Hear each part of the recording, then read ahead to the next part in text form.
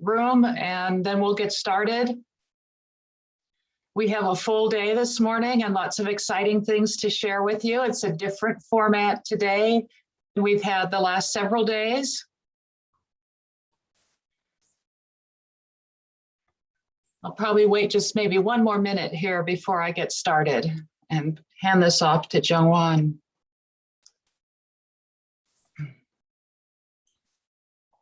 I think I'll just get started. Good morning and welcome to the fourth day of the city's COVID mitigation and mapping project. I'll use the term C2M2 because that's a long title to keep saying, and I keep pausing when I say it. You think I would have gotten better at it by day 4. So C2M2 program. We're so excited to have you here. Just some announcements as we get started. The symposium is being recorded. If you have any technical difficulties, please be sure and share that in the chat with us. Throughout the various sessions, workshop sessions, there will be the Q&A that's available to you down at the bottom. Each of the workshop sessions is designed for a presentation about the application portal or the particular item that they're talking about. And then there'll be an open discussion. So we are looking forward to a rich interactive activity this morning. And also please in the chat, type your name, type where you're from. We're excited to know who's participating and where you are located. If you have any project of your own or any kind of app that you've created that's related to the COVID pandemic, please share that in the chat with us. We would love to be able to know what you're doing and be able to, after this symposium, create some kind of a collective list of these things, and we'll figure out a way to share some of this stuff. So there'll be a follow-on activity that if you can provide that would be really, really excellent. We've had 3 days of the symposium. We've had a series of keynote addresses. We've had panels. We've had lightning talks. We've had a rich discussion around second order impacts of COVID. And when I say second order impacts, we focused on migration and mobility, the livelihoods and the economy, and yesterday looking at gender and societal issues. And we've learned that, yes, it's very complicated and all of these things are interrelated and it's a big challenge. It's such an opportunity that brings the world together to address this common problem, this common challenge. And so it's something for us to really think about these next steps. Today, what we're going to do, well, before I talk a little bit about today, Jungwon, I don't know, did you leave my slide in here on the kind of intro slide? No, not for today. Yeah, sorry for that. Okay, so where this came from, for those of you who maybe have not participated in the last few, in the earlier sessions, is this really is built on a series of partnerships, collaboration, networking, and what that means is that it's built on a strong way to create a sustainable basis for this. We're so concerned with sustainability and being able to ensure that these projects can continue. And so this project came from the Secondary Cities Project, which was the Department of State activity from 2015 to 2019. And we established from that some strong local leaders, local champions that we then identified to be the leaders in these 3 regional areas of the world for the C2M2 program. So we have a regional hub in Asia, Africa, and Latin America. And with that, we've launched this program to examine these second order impacts, particularly through a geospatial lens. And so with that, what we're planning to do today is a little bit different than our other days. We're going to have a series of workshops. Many of the presentations that you will see are from our regional hubs. We have a presentation from our Asia hub, from our Latin America hub, and from our Africa hub. And then at the second part of the morning, we have presentations from a number of student volunteers through our partnership with Harvard University. We're very excited to share this work with you as well. So we have a suite of things to share with you. We anticipate a rich interactive session again today, as we've been having throughout the day. So with that, I want to introduce Dr. Jungwon Kim. Dr. Kim is a postdoctoral fellow at the Center for Geographic Analysis at Harvard University. He's a newly received PhD, having received his PhD this last spring. We're so excited to have Dr. Kim as our postdoctoral fellow on this project. He's just been so excellent in terms of shepherding the student projects through, helping with the planning and organization of the symposium, and working on a lot of the really nuts and bolts of the spatial analysis that we want to conduct with respect to our various projects. So with that, Jean-Juan, I'm passing it over to you. Thank you very much. Yeah, thanks, Mel. Thanks, Dr. Laturi, for your kind introduction. So hello, everyone. Thank you very much again for attending the last day of the virtual C2M2 Symposium hosted by Harvard University. I'm Dr. Jeong-Won Kim, a postdoctoral fellow at Harvard University Center for Geographic Analysis.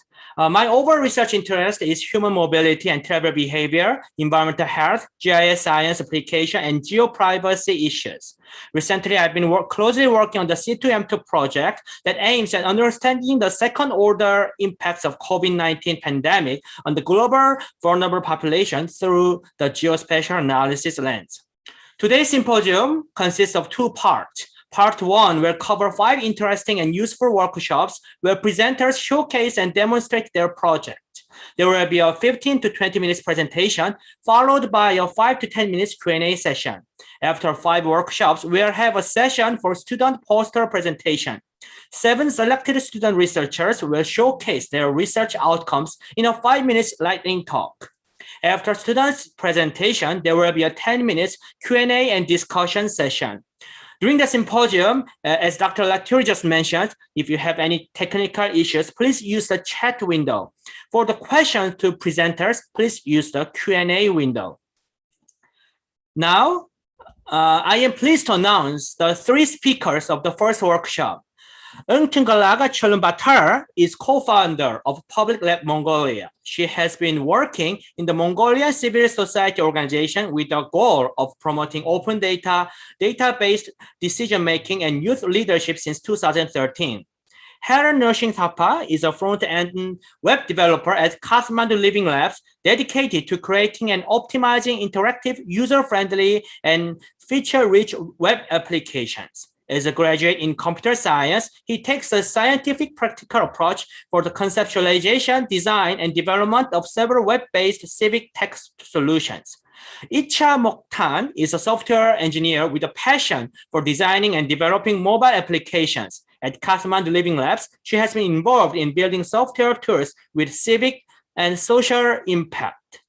The title of the first workshop is Creating a Digital Health Information Infrastructure in Mongolia.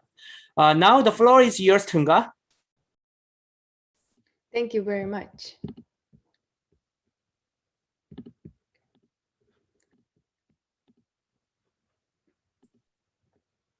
Okay, I hope everybody can see my screen. Yes, very clear, thank you. Okay. Well, greetings, everybody. My name is Untitled Chapter, and as Jeong-Won said, I'm a co-founder of Public Lab Mongolia. So today we'll be talking about the Health Service Information Portal, and the website and the mobile application will be demonstrated by my colleagues at Kathmandu Living Labs. And so just before that, I wanted to take a few minutes to provide a little bit of context to the project. So Ulaanbaatar city is the capital city, and it's divided into 2 main settlement zones, apartment areas and gear areas. So the lighter purple you see around here is the gear areas that are informal settlements that are not connected to central infrastructure such as heating, water, and sewage systems. And so one of our project focus is trying to improve health service access, especially in those gear areas. So within the C2M2 Ulaanbaatar project, we're really aiming to mitigate the impact on health service access, especially for other than COVID-19 conditions. And we recognize that there are different sets of challenges faced by different groups of the population in the city, you know, starting with all residents of the city to the most vulnerable that have different sets of challenges. And if we just look at some vulnerability factors that are present in the gear areas, especially during the COVID-19 pandemic, is that, Ulaanbaatar suffers from one of the worst air pollutions. And access to basic urban services can be very limited. For example, family clinic or wash facilities or water kiosk and public bathhouses and such. And according to the World Bank household survey that was conducted in 2021, they found that 1 in 3 Mongolians were not able to access health or medical services due to a number of reasons. But as you can see in this map, that really the physical access to health services can be very limited to communities in the gear area. As you see here in the center is green, outlined by black is the apartment area. And it's a lot of green, which means access is good, or within the service access zone. And as you go out towards the gear area, there is, light green, yellow, orange, and red, a lot of red. So these communities are isolated from these services, making it harder to access them. And so in addition to this limited health service access now, especially with increasing COVID-19 cases, which means limited access, health service access for other than COVID-19 condition, there is also an important lack of information that exacerbates these challenges. And so if you can see, accessing health service or finding service information can be a very frustrating and very time-consuming process. So this is why we are really hoping that the website and the mobile application can facilitate this access to information about health service and therefore improve access to health services. And so I will now show you a short interview by a community leader who runs a community park in the gear area, just his thoughts on health service information access. Ногооноор цэцэрлэг түрээлэн үүсгэн байгуулагч Үлзий тогтов байна. За, эрүүл мэндийн аппликейшны талаар өөрийн саналыг хэлэхэд бол тийм өвчин зовлон боллоо гэхэд зовөр илэрлээ гэхэд эмнэлэгт очих, за эсвэл урьдчилсан шинжилгээнд хамрагдах гэхтээ мэдээллүүд яг сүүлийн үед ерөнхийдөө тийм мэдээллүүд багасаа ойлголт телевизээс авж байгаа боловч яг нэгдсэн тийм мэдээллийн сан байхгүйгаас ч юм уу тодорхой мэдээлэл маш муутай байна л да. Маш шаардлагатай юм мэдээлэлээр дутагдж яадаг. Энэ нь бол анзаардаг. Тэгээ энэ талын мэдээллүүдийг ер нь аль болох цогцоор нь нэгдсэн тийм мэдээллийн сайт үүсгэж ингэж аппликейшн хийж оруулах нь илүү одоо үр дүнтэй ажил юм болов уу гэсэн юм хувийн бодол байна. Одоо хөгжлийн бэрхшээлтэй хүмүүс, өндөр настай хүмүүс, за өөрийн хувийн машин унаагүй хүмүүс хүртэл одоо эмнэлэгт лөө очиж явах, за тэр очоод дарааллыг авах ер нь бэрхшээл бол маш их байгаа штэ. Одоо цаг хугацаа алдах. Тэгээ нөгөө өвчин мэдээжээр цаг хугацаа алдах тусам цаашаа эмчилгээ оройтчих ийм эрсдэлтэй хэцүү зүйлүүд бас байна л да. За мэдээжээргийн сүүлийн үед ковидтай холбоотой ер нь ийм нөхцөл байдалд одоо энэ захим энэ аппликейшн вебсайт энэ хүмүүст бол энэ зайнаас мэдээлэл өгөх энэ хэрэгсэл бол үнэхээр аюул чухал болж байна гэж би бодож байгаа. Okay. And just lastly, I just wanted to review a little bit about the data collection. So we have been collecting this data on health service information portal, first using crowdsourcing via ArcGIS online tools. And now we're doing a lot of field data collection of these health services, really going out and collecting the locations and contact information and such. And then we are putting this data into the OpenStreetMap, where it is, as you know, is an open source and open access portal. And in addition to that, we also organize mapathon events in order to be able to improve the baseline data on Ulaanbaatar city so that the map can be improved as well as the health service information data.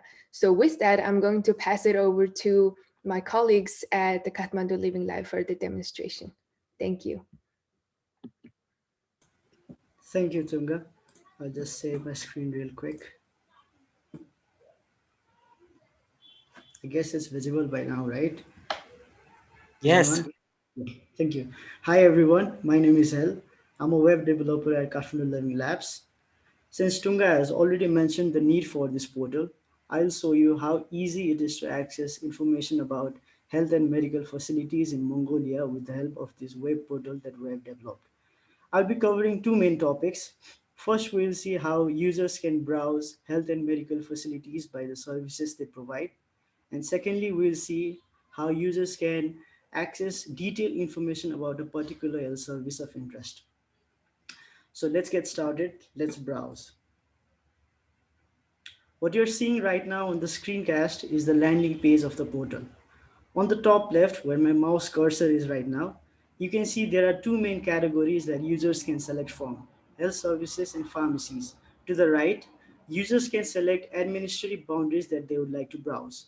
By default and currently, the map display spotlights the capital of Mongolia, that is Ulaanbaatar.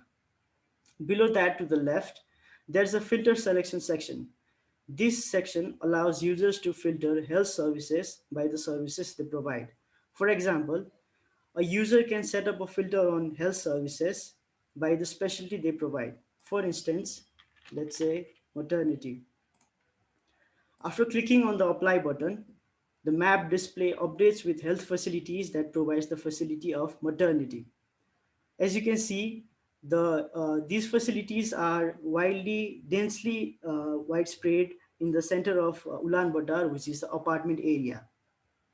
Along with specialty, the other filters that users can select from are services, opening hours, wheelchair access, and emergency.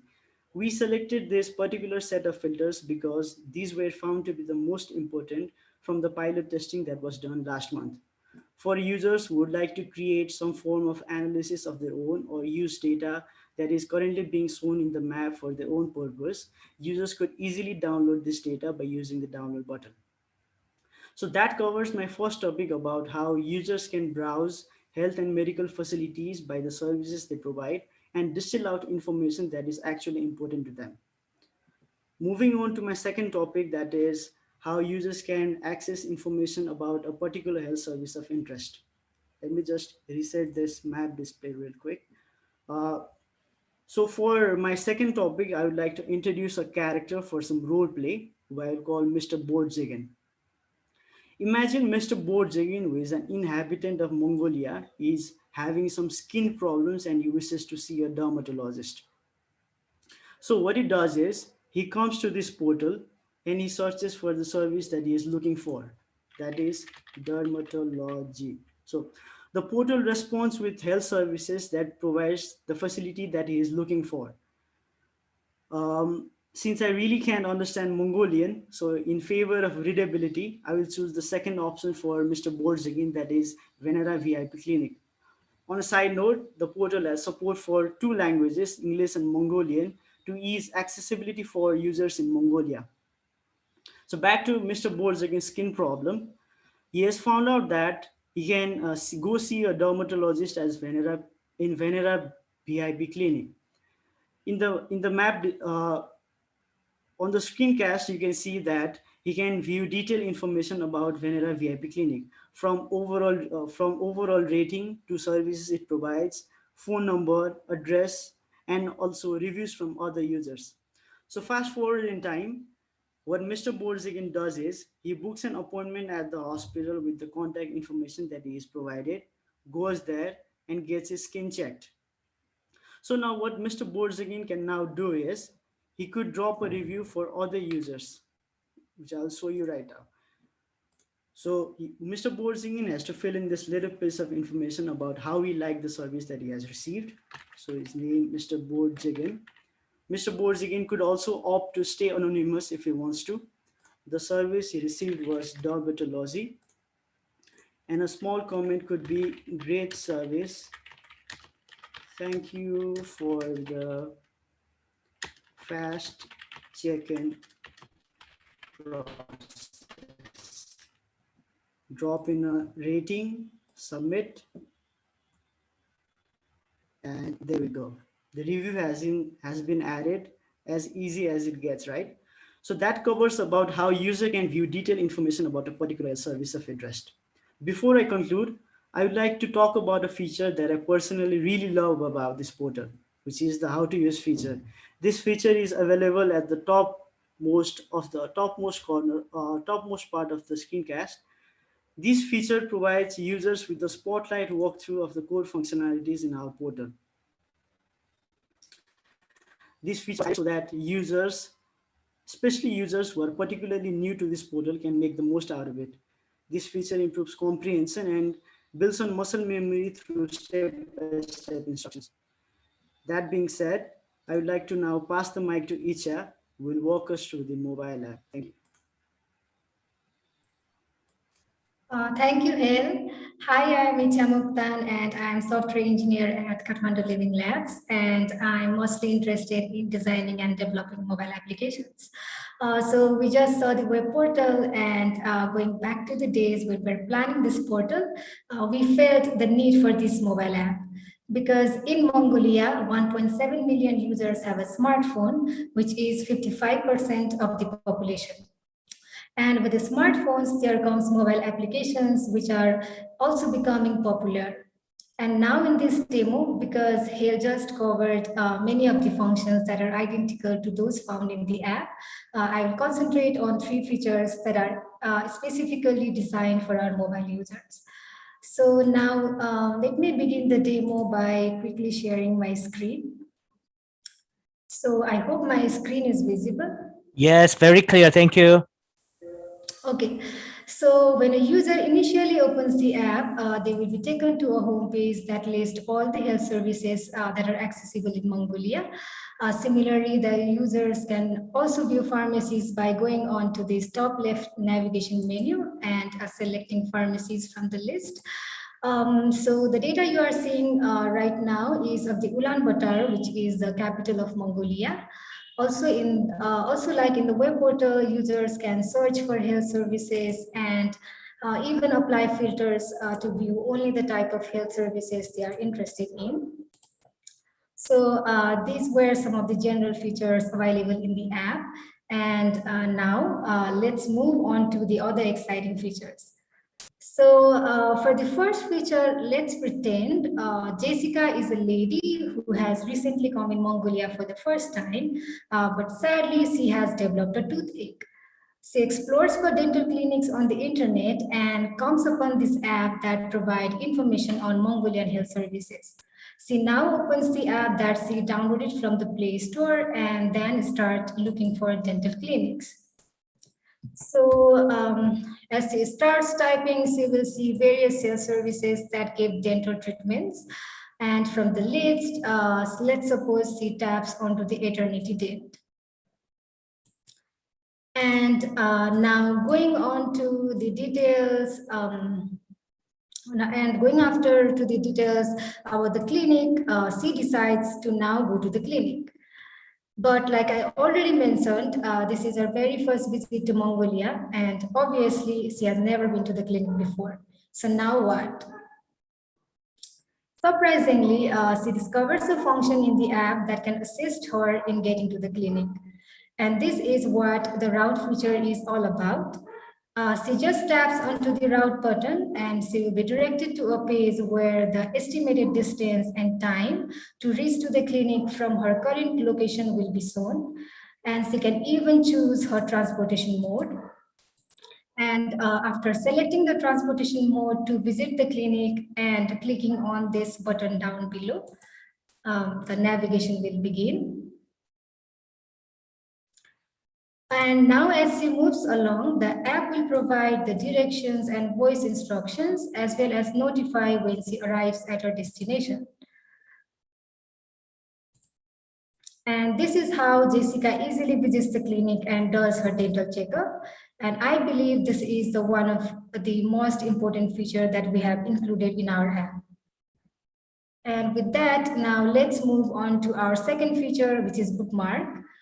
For someone like Jessica who just visited the clinic and who might need to reconsult or revisit the clinic for some future follow-ups, we have added an option to save the health service as a bookmark. On tapping the save button right here, the health service will be immediately saved as a bookmark. And this can be seen later by going on to this navigation section again and selecting the bookmarks from the list.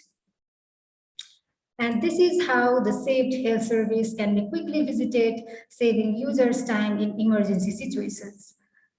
So this was about the second feature, which I feel will also be helpful for users when they are in utmost need. So now moving on to the third feature, which is sharing. I suppose most of us here are used to sharing stuff on social media. So taking care about that, we have also added a feature to share the health service present in this app so that users can easily share the information with their family and friends who may be looking for something similar or who may find it useful. For that, user can tap onto this share button and various options can be seen with which the information can be shared, and the information can be also shared with the apps like Facebook and Messenger, or user can simply copy this link and share the information as well.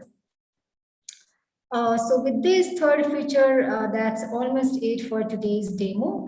There are definitely other features which I haven't covered right now, but you can quickly go to the web portal and the app later on. And for that, you just need to go to the Google Play Store and search for Mongolia Health Portal and install the app. For the web portal, you can type C2M2 Mongolia-demo.source.as in your asset in your web browser. We will be also sharing the link in the chat section later. And yes, that's almost the end. And if you have any questions, we are very happy to answer them.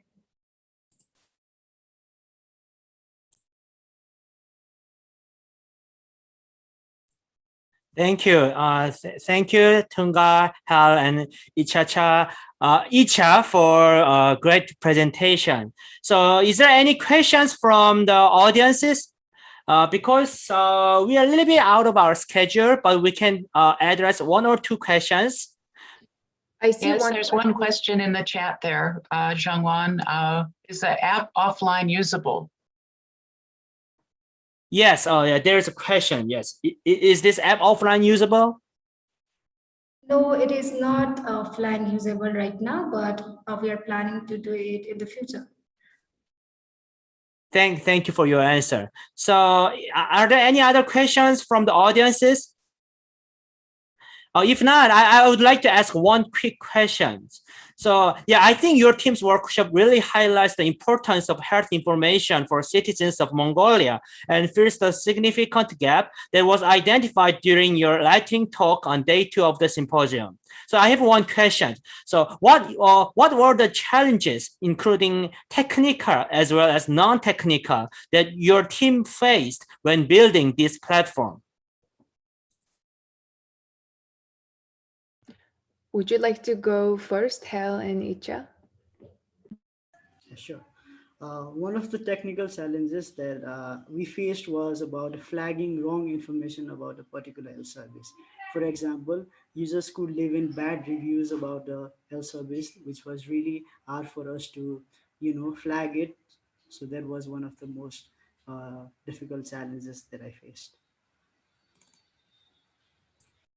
And I just want to quickly add one thing.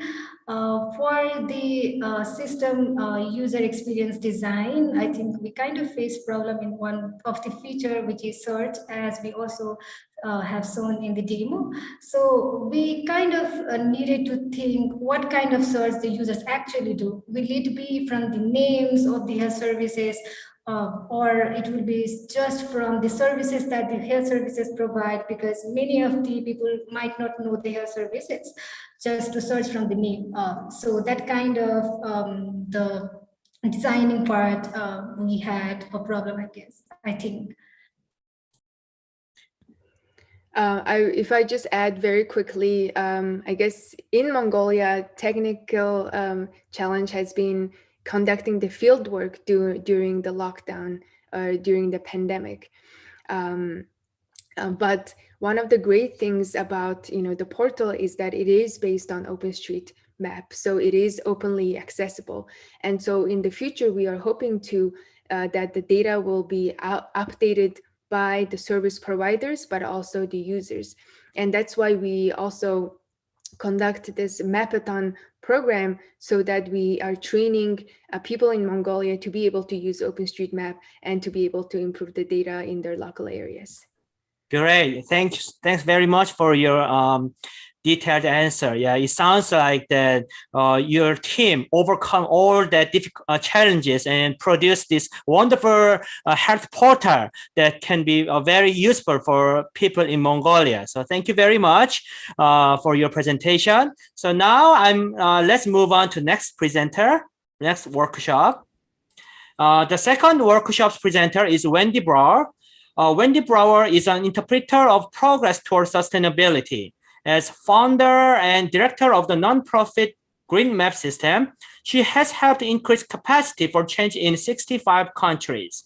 The locally led movement shares co-designed iconography, engagement, and map-making tools that are used by agencies, academics, nonprofits, grassroots, and youth groups. Open source since 2018 to address the urgency of climate change, see greenmap.org for resources and to access the CGA-CVT mapping platform. Involved locally on climate health and preparedness during the first year of the pandemic, Wendy initiated the recovery icons. She also joined New York City's first community-led open street project pitched on a soup kitchen farm and co-started a neighborhood air quality project, LES Breath. Wendy presented at the 2021 International Society for Participatory Mapping and Open Data Day. Honors include being a TED resident, a designer in residence at the Smithsonian National Design Museum, and an LES hero. The title of this workshop is Icons for Recovery. Wendy, please go ahead.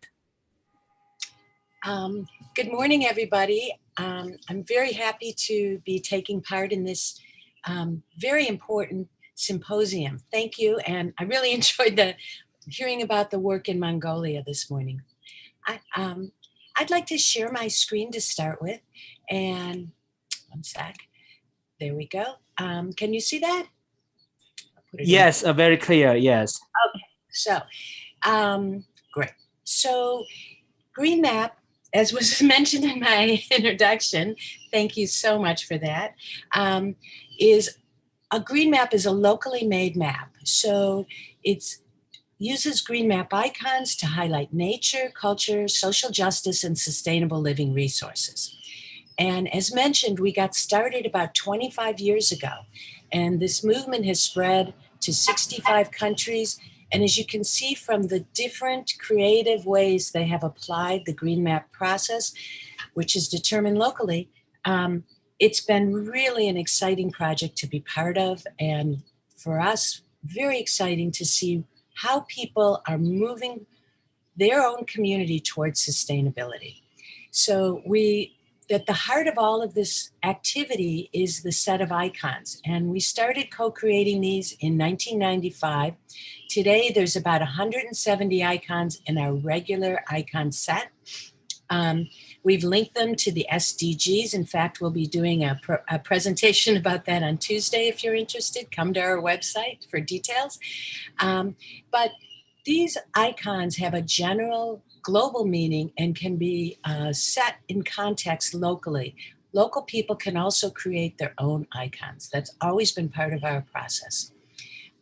So the projects they address local issues in their own ways with the icons, greenmap.org, which is our stories-based site, and our open green map platform. So whether you're making a hand-drawn map or you're printing thousands of copies, like the group on the bottom from Iceland, the group on the top is from Thailand, where 60 cities worked with young people to make climate change countermeasure green maps.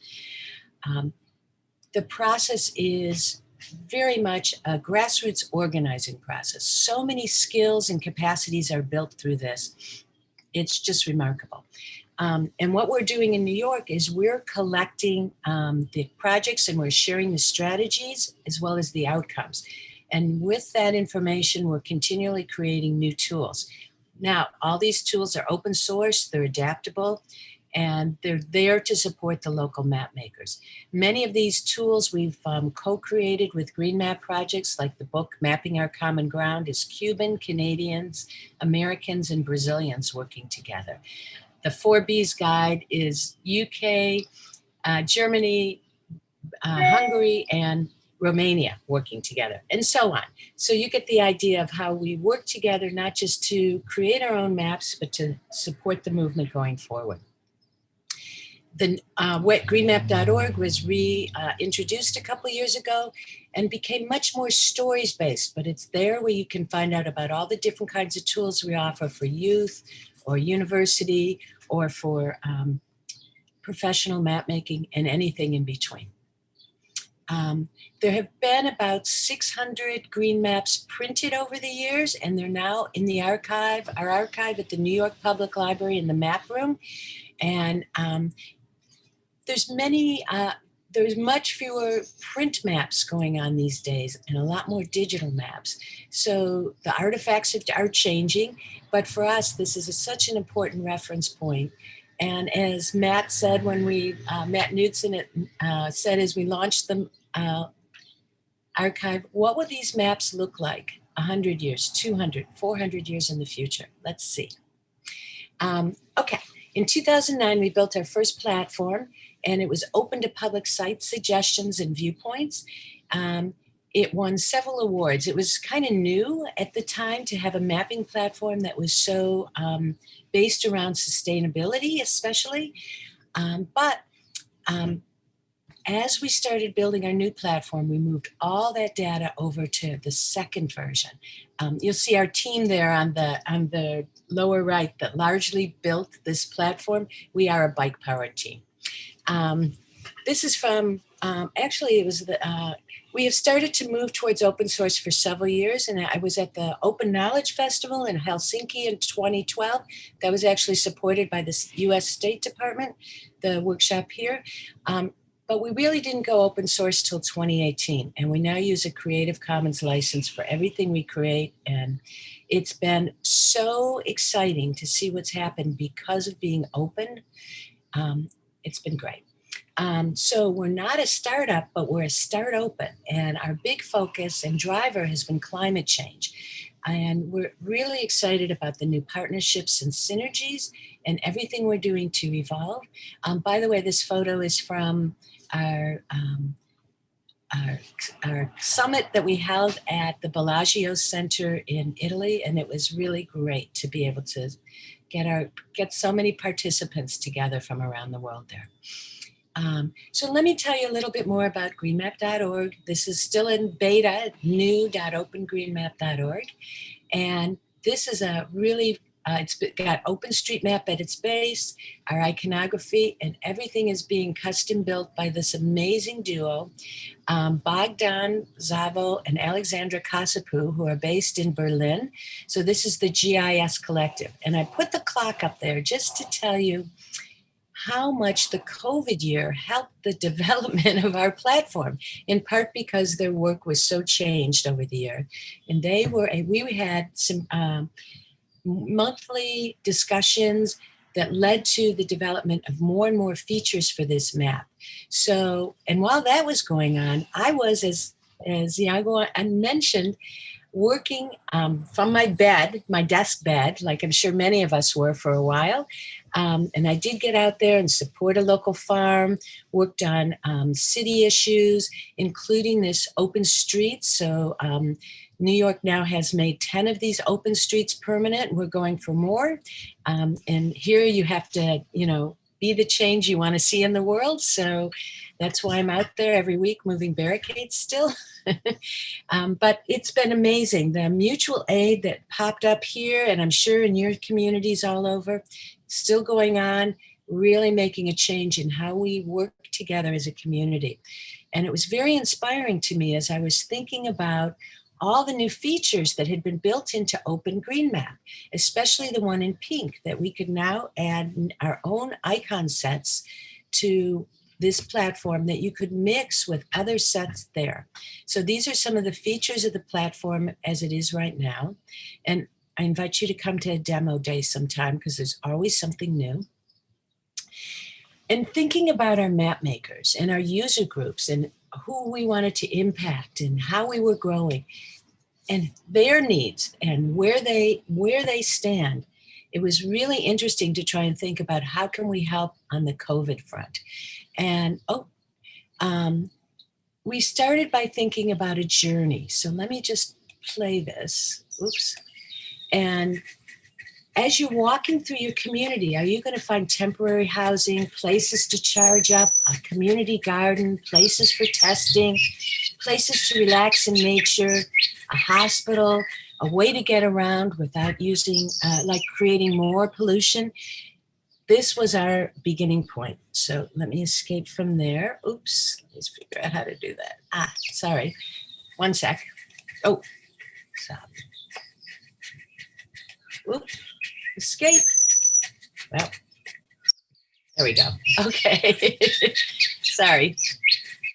Okay, so that was kind of our starting point here. Let me go to the next slide and back to present. I've lost present here, sorry. Oh, well, you can see it, I'm sure. Oops, don't look there. Okay, good. So we started playing around with the icons and we used a mix of our existing icons and new icons. We always had Unhealthy Spot, for example, but we never had Mask Up Crowded Place. We had Lively Spot, but we didn't have Outdoor Dining or Culture Without Crowding. So we really thought about the different phases and broke it down, as you can see, by food, medical, equity, design, nature, culture, work, everyday, and utility. So, and we thought that was a good way to organize it, but we found that was too confusing for people. And then we also found that it was difficult to figure out, how do you present the sets? Do you talk about it in our normal way of sustainable living, nature, culture, and society? Do you get a little bit dramatic by breaking it out as crisis, emerging, and a way forward? Or do you go direct with public health, recuperate actually, and regenerate? And that's what we ended up with, is those three things. I put on the logo for LES Ready. This is a local group that our organization is part of that's been working on preparedness issues since Hurricane Sandy in 2012. And they were really helpful on the do we have everything front, as was our own network. And of course, we shared it widely. Oops. So here's the final set of recovery icons. And we said, we're open source. You can use them on maps, apps, your social media, your signage, your murals, and with our new mapping platform. So use them wherever. And we included, of course, the QR code. And there's one page on our website, greenmap.org/recovery icons, with all the resources in one place. So let me show you a bit how people have used them. Green Map Cuba has been active for 20 years and has a really tight-knit network of people across the country who are working together on using Green Map tools, usually starting from a let's solve problem perspective. And so this COVID mapping was caught on there very quickly. And working in municipalities and rural areas, many people have now used this mapping process to help point out vulnerabilities and to address the risks, especially the risks. So working together on the transformation of the community through COVID was very important to use this Green Map process. If you visit their Facebook page, Red de Mapa Verde, Red is network in Spanish, you'll see the work is continuing. So they're still doing COVID mapping today. And it's been really interesting to learn from their process. Here's an example from Pace University, which is here in New York. This is tourism management students. They're mapping all over the world on Google Earth. There's a forthcoming paper by Dr. Claudia Green in the American Association of Collegiate Schools of Business International magazine. Anyhow, so they are showing these sites all over. So for us, this is a fantastic way to do transfer of technology and help ideas move from place to place. Locally, we made some quick maps in the spring of last year when people were still very much in a state of shock about, can we go outside? Where can we go? What can we do when we're there? And oops, these are some of the outdoor dining maps from Vilnius, Copenhagen, and in, I think that's Glasgow. Oh no, sorry. Not sure where that last one is. But it's, oh yes, it is UK. So it's been interesting to see how people have used these. We've created an interactive map on our platform. And so people are testing, adding different things there. You can see it at bit.ly/recov.les. And I'm happy to make this slideshow available later with links in it if people would like. But it really helped us see how do these look on the platform in combination with our other icons. And if you go to the page where you can see all the spots, you can see that some of them we made the primary icon, the first on the list, that's the one that shows on the map, our regular green map icons.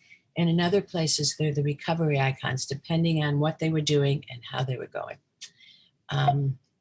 Oops. So if you come to our platform, it's pretty easy to get started. About has the tutorials and demonstration. There's a dashboard visible once you're logged in, so you can easily manage all your stuff. And the question mark has all the updates and the miscellaneous stuff that you might like to find. This platform is going to continue to grow and will be out of beta soon. But right now we already have other icon sets on there. We've added the SDGs, that's the UN Sustainable Development Goals. Oh, there's the link to the program we're doing on Tuesday with the Living Knowledge 9. If you'd like to join us. We also have a set of local food icons up there that we're in very much in draft mode. We'd love your input on them. If food, permaculture, community change around this topic is part of your community, we'd love to hear from you. And that's the end of the presentation. And I'd love to, if there's time, I would like to, I welcome some questions.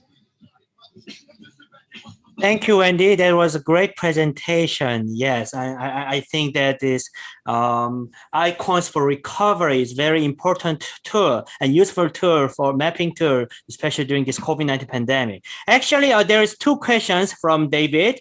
So can you go to the Q&A window to see the Yes. So the first question is, how are you address equity issues and mapping disability access?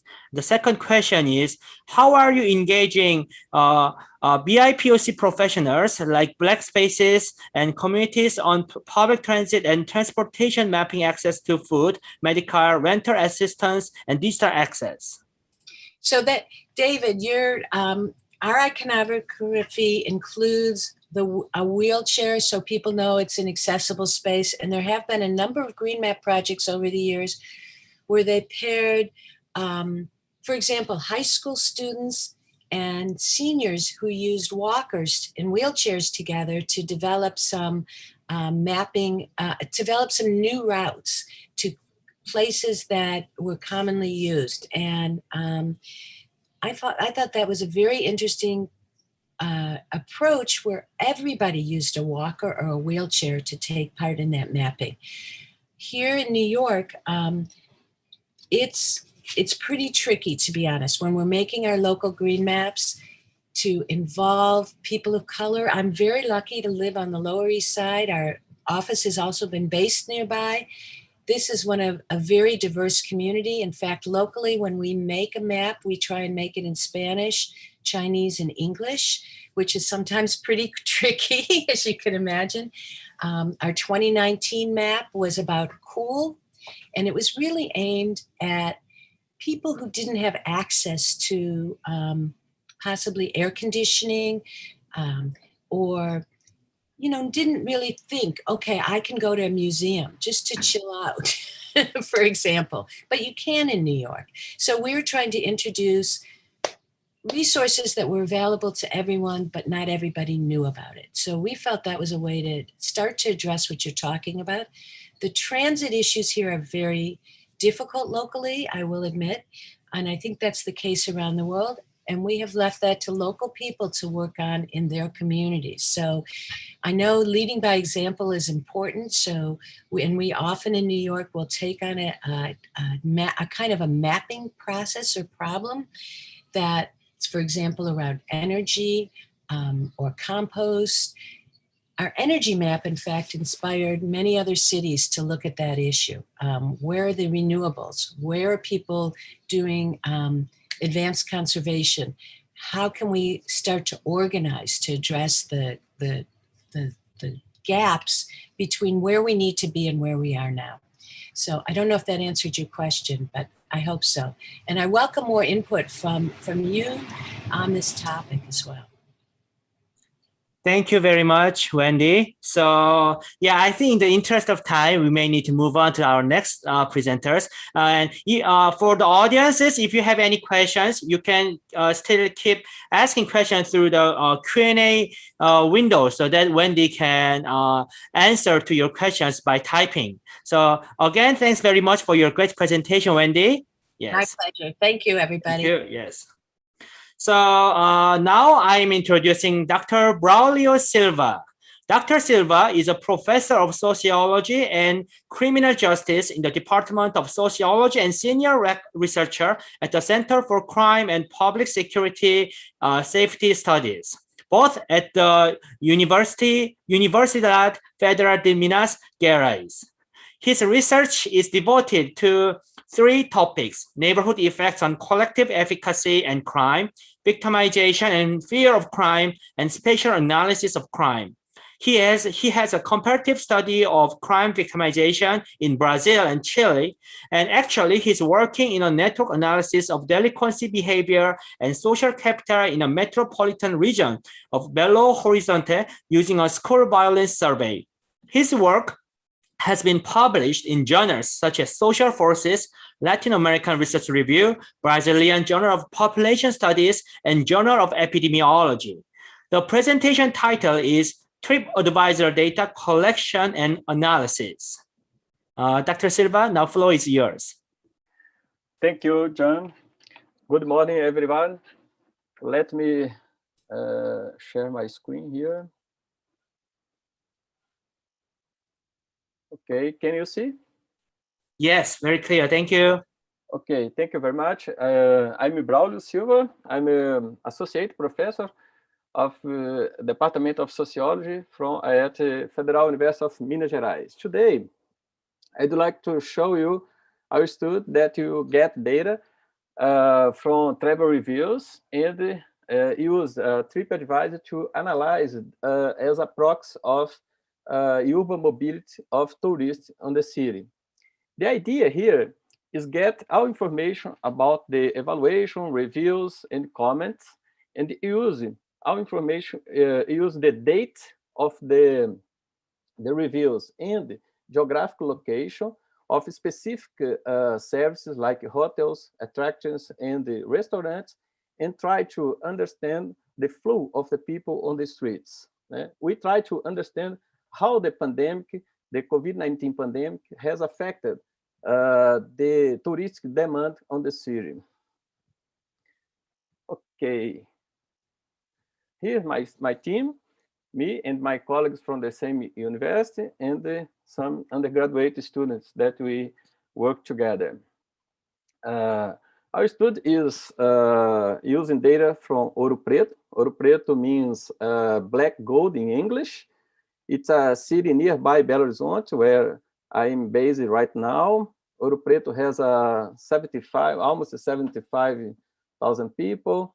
And Ouro Preto, it's an important city in my state because it was founded in 17th century. In 18th century, Ouro Preto had an important position in Brazil because the gold extraction.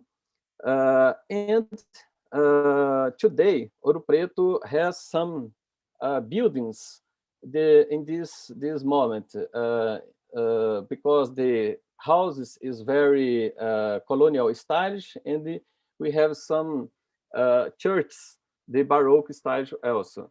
In 2018, Ouro Preto was elected the Cultural Heritage of Humanity by UNESCO.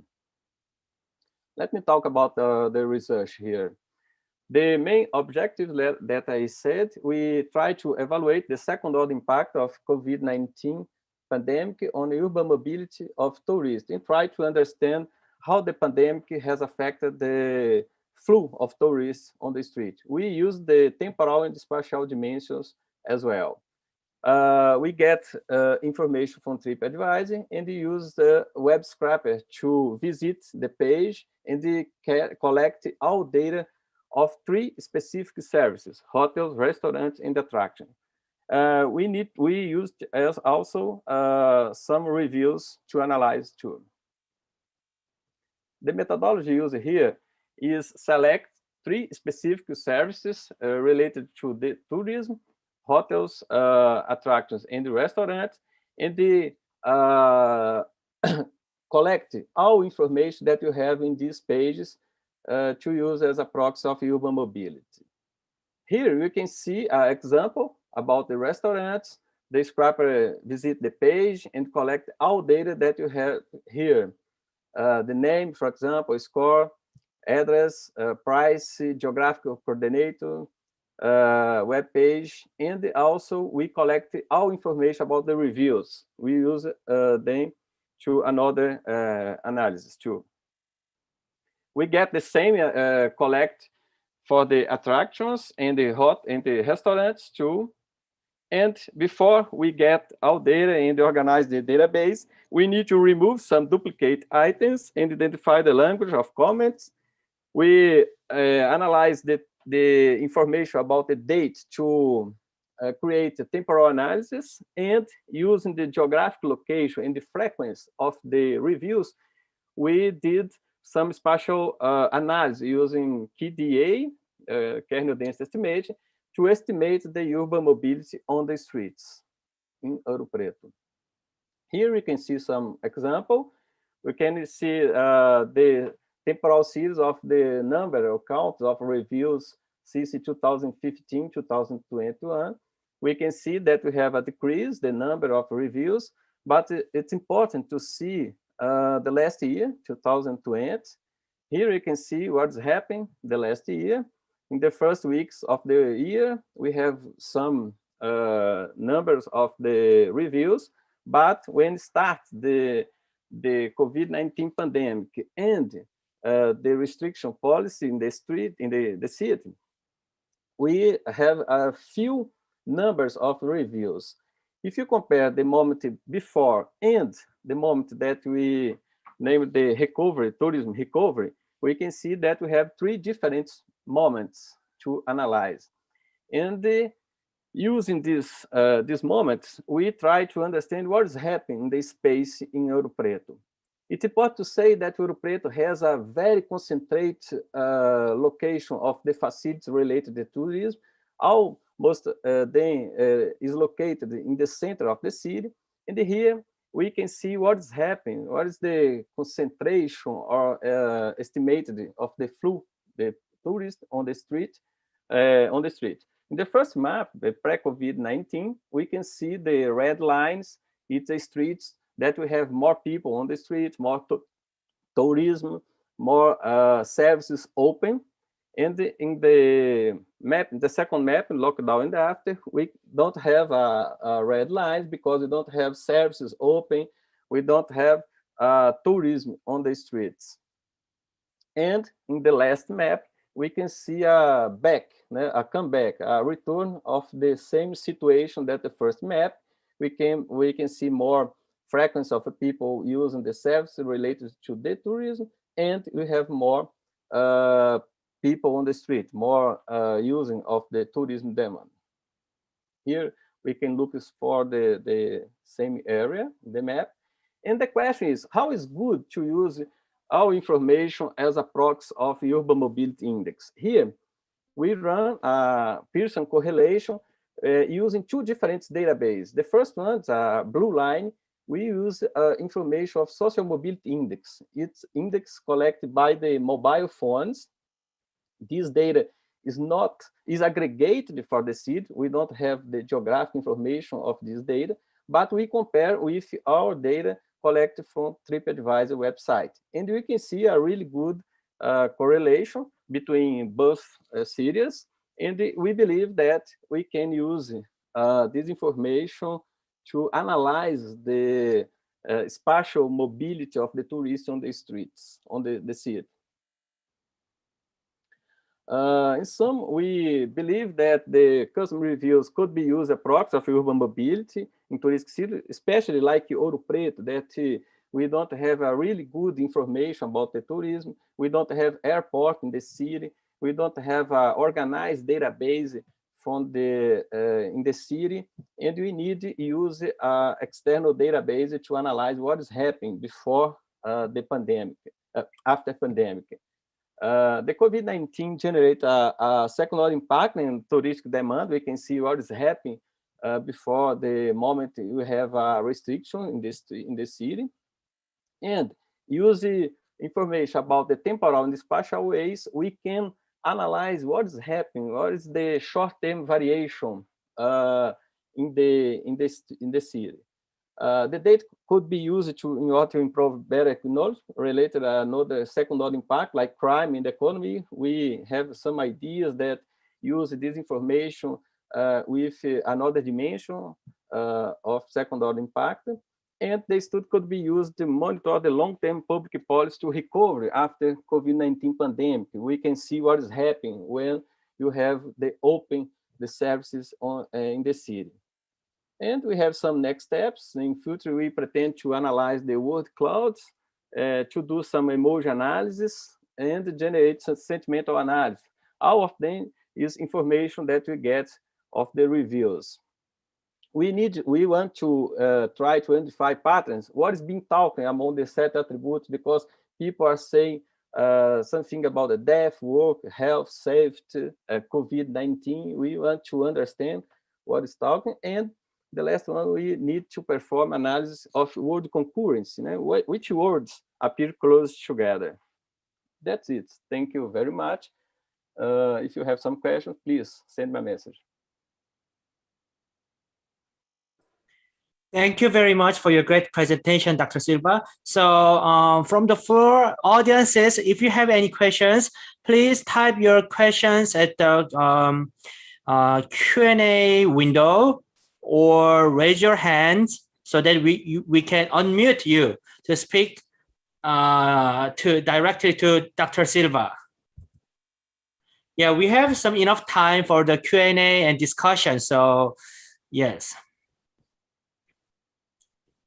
Okay, it's important to say that this same analysis could be used for another city, especially here in the South America, that we need more information, more data about the COVID pandemic effect.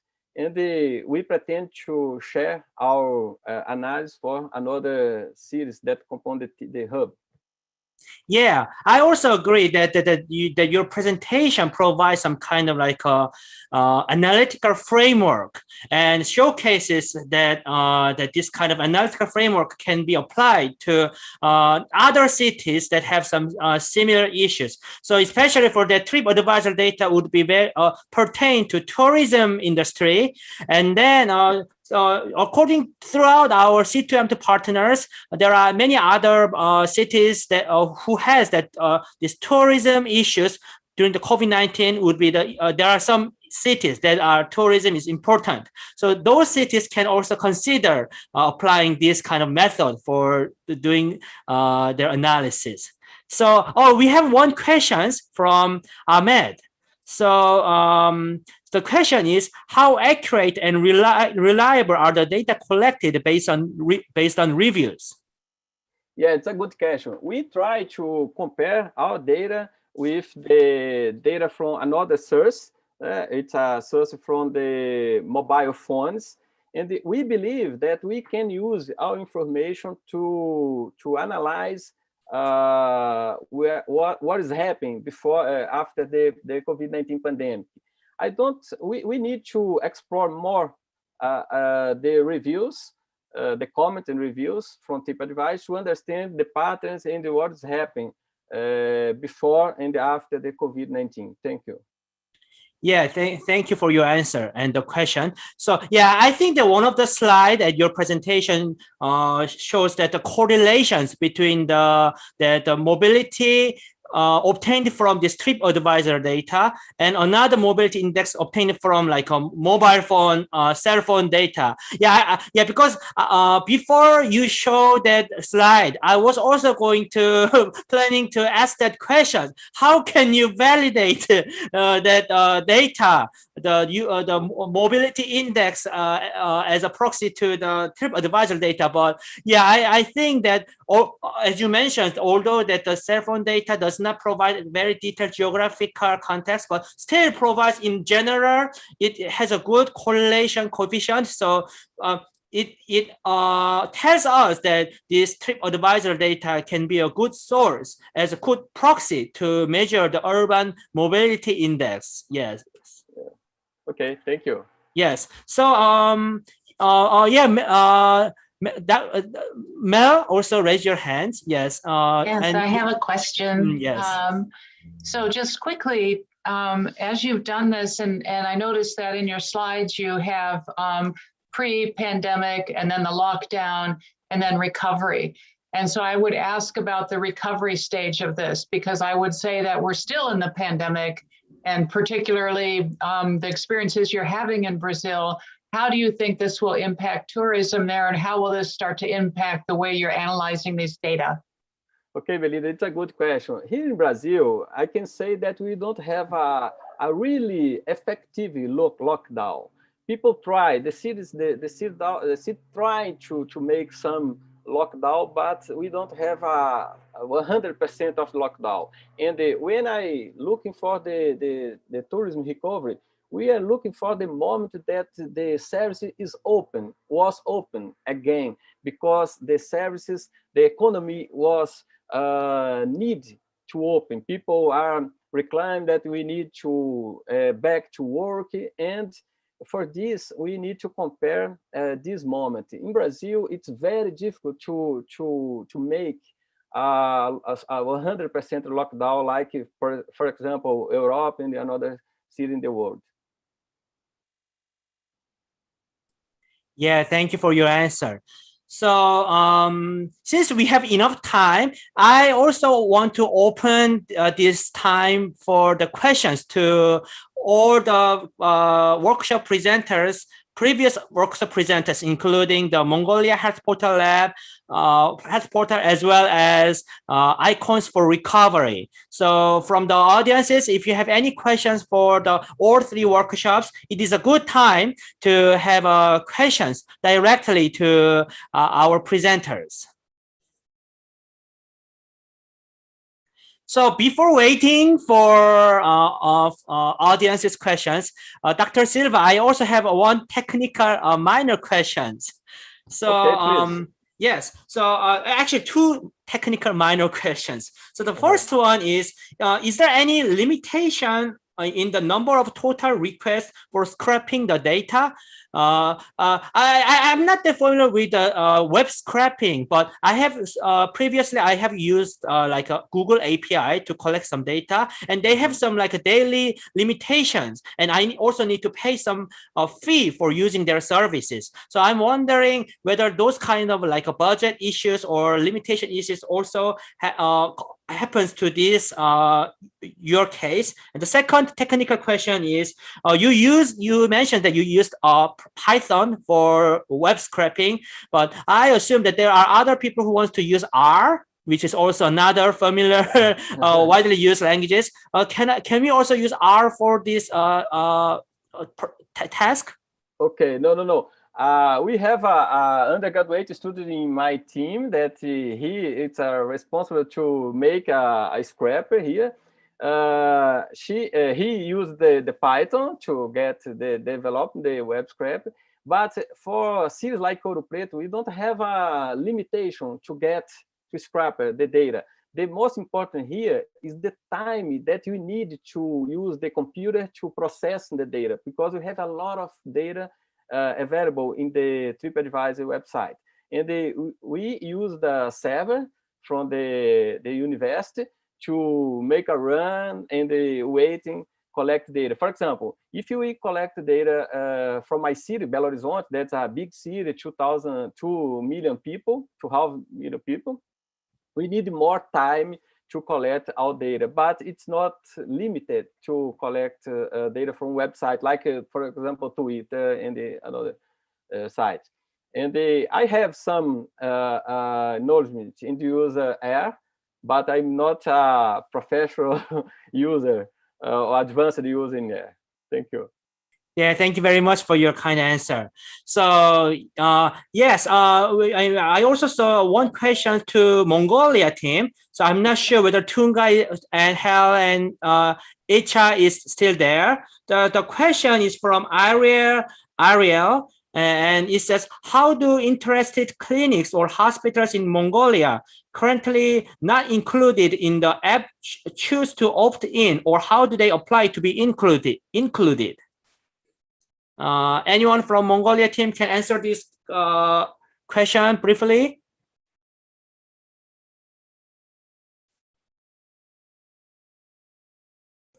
Hi, Jungwan. That question has been answered already in the chat by Tunga. It's already answered through the chat. Yes. Okay, yeah, great, thank you. Yeah, so sorry for the confusion. So it looks like we have one question from Maud. For the TripAdvisor data, I think that this is the last question. The question is, did you do any semantic analysis for TripAdvisor data? Dr. Silva? Yeah, I think you mentioned this in the presentation as a feature plan. The question is... Sorry, John. Can you repeat, please? Yes, the question is, did you do any semantic analysis for TripAdvisor data? Oh, yes. It's a next steps that we want to do. We need to use all information about the reviews and try to understand the patterns and what people say together. For example, people say COVID and death, or people say the pandemic and the economic crisis, or people say the restaurant is not good right now. We need to understand more. It's a next step. I believe that for the next month, we have more information, and use word clouds also. We can show you. Yeah, thank you for your answer. And also some of the student presenters for that are planned for presenting at the end of today's event. Some students also do this, the text analysis, semantic analysis for their posters. So if you are interested in from the audiences, you can enjoy what they have done for doing the text analysis or content analysis for their poster. So now let's move on to our next speaker. The presenter of our fourth workshop is Dr. Ranjit John. Dr. John is the founder and CEO of Hokkai Data. Hokkai Data is a cloud-based data platform that accelerates enterprise digital transformations and enables new business and customer experiences. Prior to founding Hokkai Data, Dr. John was the SVP Engineering and Operations for Gvox, where he was responsible for the Gvox ad network and managed the hosted cloud infrastructure that delivered over 1 billion ad impressions a month. Dr. John has held engineering and operational leadership positions in multiple startups. He has a PhD in computer science from the Georgia Institute of Technology.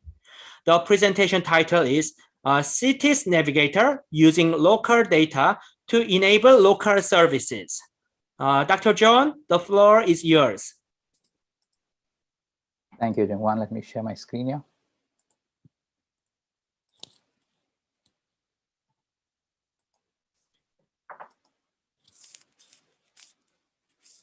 Yes, very clear. Great, yes. Thank you. Thank you, Jungwan, and a very happy Friday to all. Using local data to enable local services. So today's talk, I'm going to split in 3 parts. I'm going to start with why we built Cities Navigator, what the platform is. Then I'm going to take you through the platform, take you through the Cities Navigator application and the platform. And the last part is a game that we call Get to Know Bukavu. I'll ask you a set of questions about Bukavu, and you can use the app to find the answers. So why Cities Navigator? So I've been working with Dr. Gaston for close to 2 years now. And when we started working, he had collected data as part of the Secondary Cities project from several cities in Africa. And he and his team had collected the data, they had analyzed the data, they had done the mapping and visualizations, they had done the local stories around the data. And the question that he had was, can we somehow use the data that they had collected to directly benefit the local communities? Can we use the data so that it's useful to city residents? Can we use the data so that it is useful and insightful for city officials? And so when we started out, we created a set of apps, and I'm showing you 3 of these. One was a model for modeling flood risk. So if you are a resident of Douala, you could go into this app, look to see if you are living in a flood-prone zone. There was a evacuation route app that we did, and it showed you animated routes, shortest paths to safety in case of emergencies. And there was a trash collections app that we did, and this was because they had collected data on, they had mapped the dumpsters in 2 districts in Douala, Cameroon, and they had the schedule of the garbage truck pickup schedules. And we used that to figure out which garbage bins would be empty, which could be full, which might be partially full. And that was for the city residents. And we built a portal for the city officials. So where they could go in, they could send messages to city residents. They could manage manage city resources and facilities. They could look at local data, find out things like population demographics, gender splits, age splits. And they could use dashboards that you could get live data, and trend charts that allowed them to manage city resources. And to summarize City Navigator features, there is one part is for city residents, one part is for city officials. City residents could get notified in case of alerts. They could find information, they could find services, they could check resource availability. If they wanted to find out if a bed, particular kind of bed was available at a hospital, they could go into the app and find that out. And for city officials, it helped them manage and prepare for emergencies. They could do resource gap analysis, they could visualize trends, and use this data to drive decisions. And so when this came to the C2M2 project, which was about finding secondary effects of COVID, secondary impacts of COVID, the question we asked ourselves was, could we use a City Navigator platform and the data that we already have, and what are the data sources that we need to bring in so that we can measure and quantify these secondary order impacts? And so we looked at census data. These are data. There's data that countries collect once in 10 years typically, and the data for each year is you kind of extrapolate and bring it in. We brought that in. We had the secondary cities data already in the platform. We brought in, as the C2M2 data trickled in, we started bringing that in, and we brought in third-party data. This like the aggregated COVID data from Johns Hopkins University, and we put it all in. And we wanted to see if we could get to a point where it could study impact, right? And these are all data-driven services, right? We have all this data, and the question is, how do you convert that into useful information that can be consumed by city residents, city officials, right? And for users to adopt these services, you have to make sure that these applications and services that you build are accessible, they're intuitive, they're inclusive, and useful. Accessibility is about, for people to know that there's such an app exists, and and it should be very simple to install the app on their phones. Intuitivity is about user experience. Inclusiveness in this particular context is making sure that the app speaks the local language. Usefulness is about getting to the right information at the right time, right? And the key to making all this happen is to make sure that the data that you put into the system is consistent, correct, complete, and current, right? And because data is so important, you have to figure out the data model that works in this case, because you have a stream of data coming in, and there are these application services that are automatically generated. And if you look at the left of the screen, it is the data that you collect, and the right is the data that you converted into information. And you can look at the data as three kinds of data. One is base attributes. These are attributes that are common to any point of interest, typically include things like latitude, longitude, name, address. And if you have things like latitude, longitude, you can map the point on a map. You can find directions. The static attributes are more category based. These are data attributes where values don't change very frequently. And these are things like open hours, what is your primary water source, website, and things like that. And you can transform that to see if that facility is open at this particular time in their local time. And dynamic attributes are attributes which have values that change very frequently. And these are data points that you have to collect frequently. And these are things like number of staff that you have in the facility, number of available hospital beds, and things like that. And the other thing that you have to specify and get the data model right is about granularity. And granularity is about, if you go and query hospitals, the question is, do you find out how many available beds do they have? Or do you go deeper and say, what kind of beds do you have? Do you have, how many oxygen beds do you have? How many ventilator beds do you have? How many ICU beds do you have? And when resources and services are operating at capacity or near capacity, which is what happened during during COVID, it's not enough to find how many beds you have, how many available beds you have. You really have to know which kind of bed you have. How many oxygen beds do you have? How many ventilator beds you have, right? And this affects the data model and the data collection. And so for data collection, for collecting the base attributes, we use Kobo Toolbox. Works very well in offline environments. A lot of times when you go to these cities, when you go to these facilities, you will not have internet connection, so you can record the data and sync it offline. And it gives you tools to actually clean up the data. And for collecting the static and dynamic attributes, we used our own tool called Cities Navigator Manage My Services. And it allows you to collect static and dynamic attributes and allows people in these facilities themselves to update the data. And it has a very flexible data model where you can be less granular, you can become more granular as the situation demands. And this is the data ingestion process. We wanted this to be fully automated, where data comes in, you get these apps and services generated automatically. You don't have to bring in your IT engineers or anything like that. You don't have to code new stuff. It just is fully dependent on the data that you put into the system.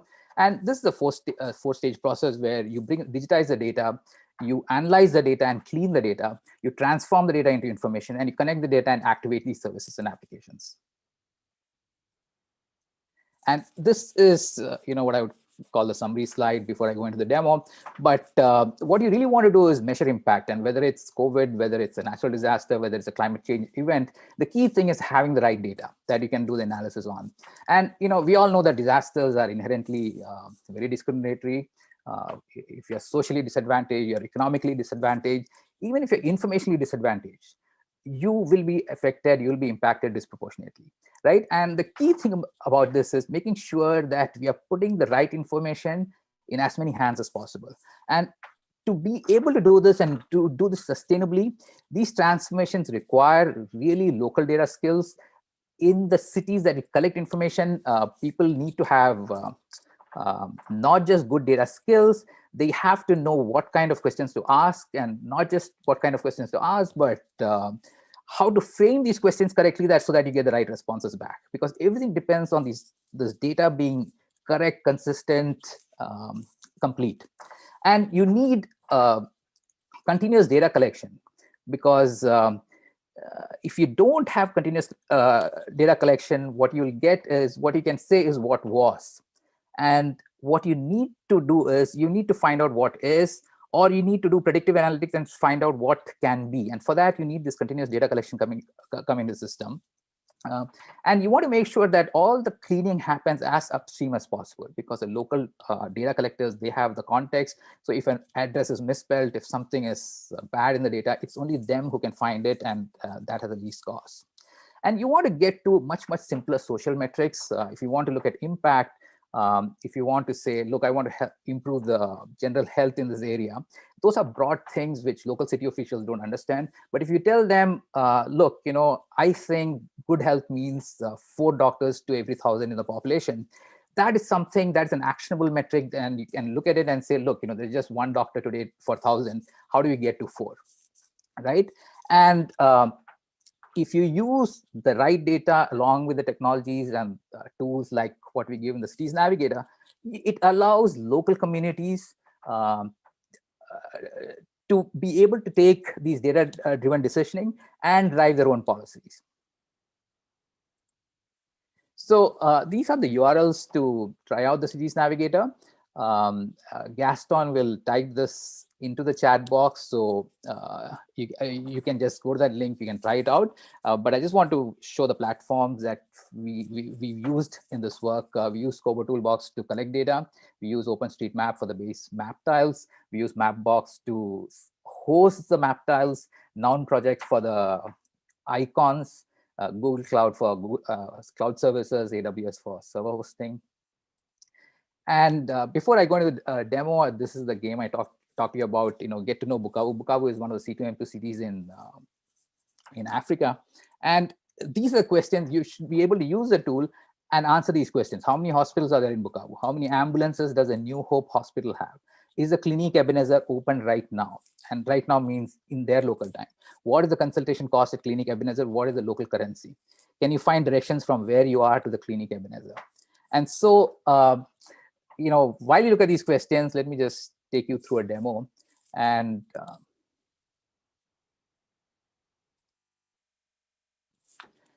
so this, when you go to this URL, it'll bring you by default into the city of Douala. So the first city that you get is the city of Douala. And let me just show you. And if you were here for the Mongolian health portal talk, you probably already know how to navigate this. You choose a category. You can go into health and medical. It'll show you all the health and medical facilities. You can drill down into a specific kind of thing. You can close this out. You can search for a specific thing.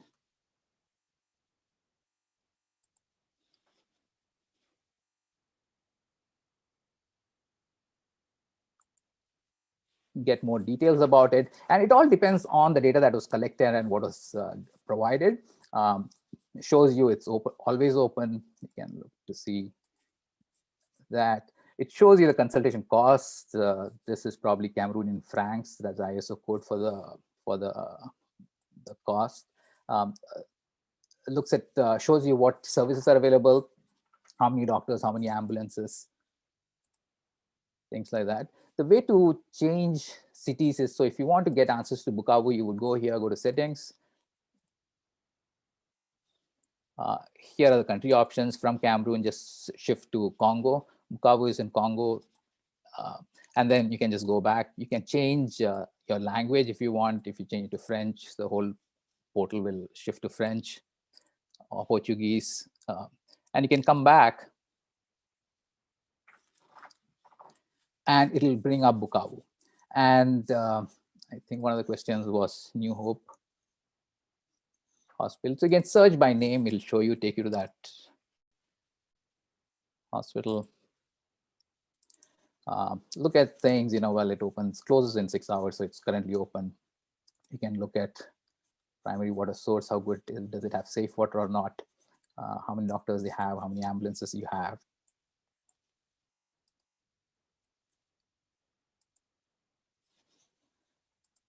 This also includes, if you look at pandemics, you can, because we brought in the pandemic data from the Johns Hopkins site, you can go in, you can zone into any place you want. So it looks like Cameroon is still a hotspot, but countries around it probably are doing not so bad. Again, you click on this arrow here, it'll get you back to where you were.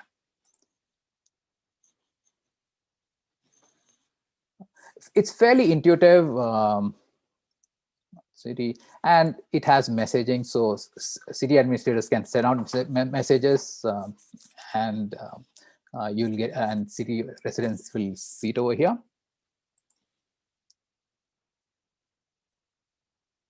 So this is an app that city users use, and you can just go to that URL, and if it's in the chat window, you can just download it on your phones and try it out. The other thing is, this is the portal that city officials will use.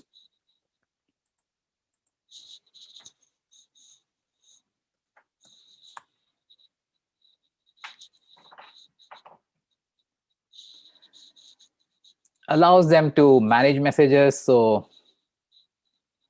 come here, you can send out a message saying,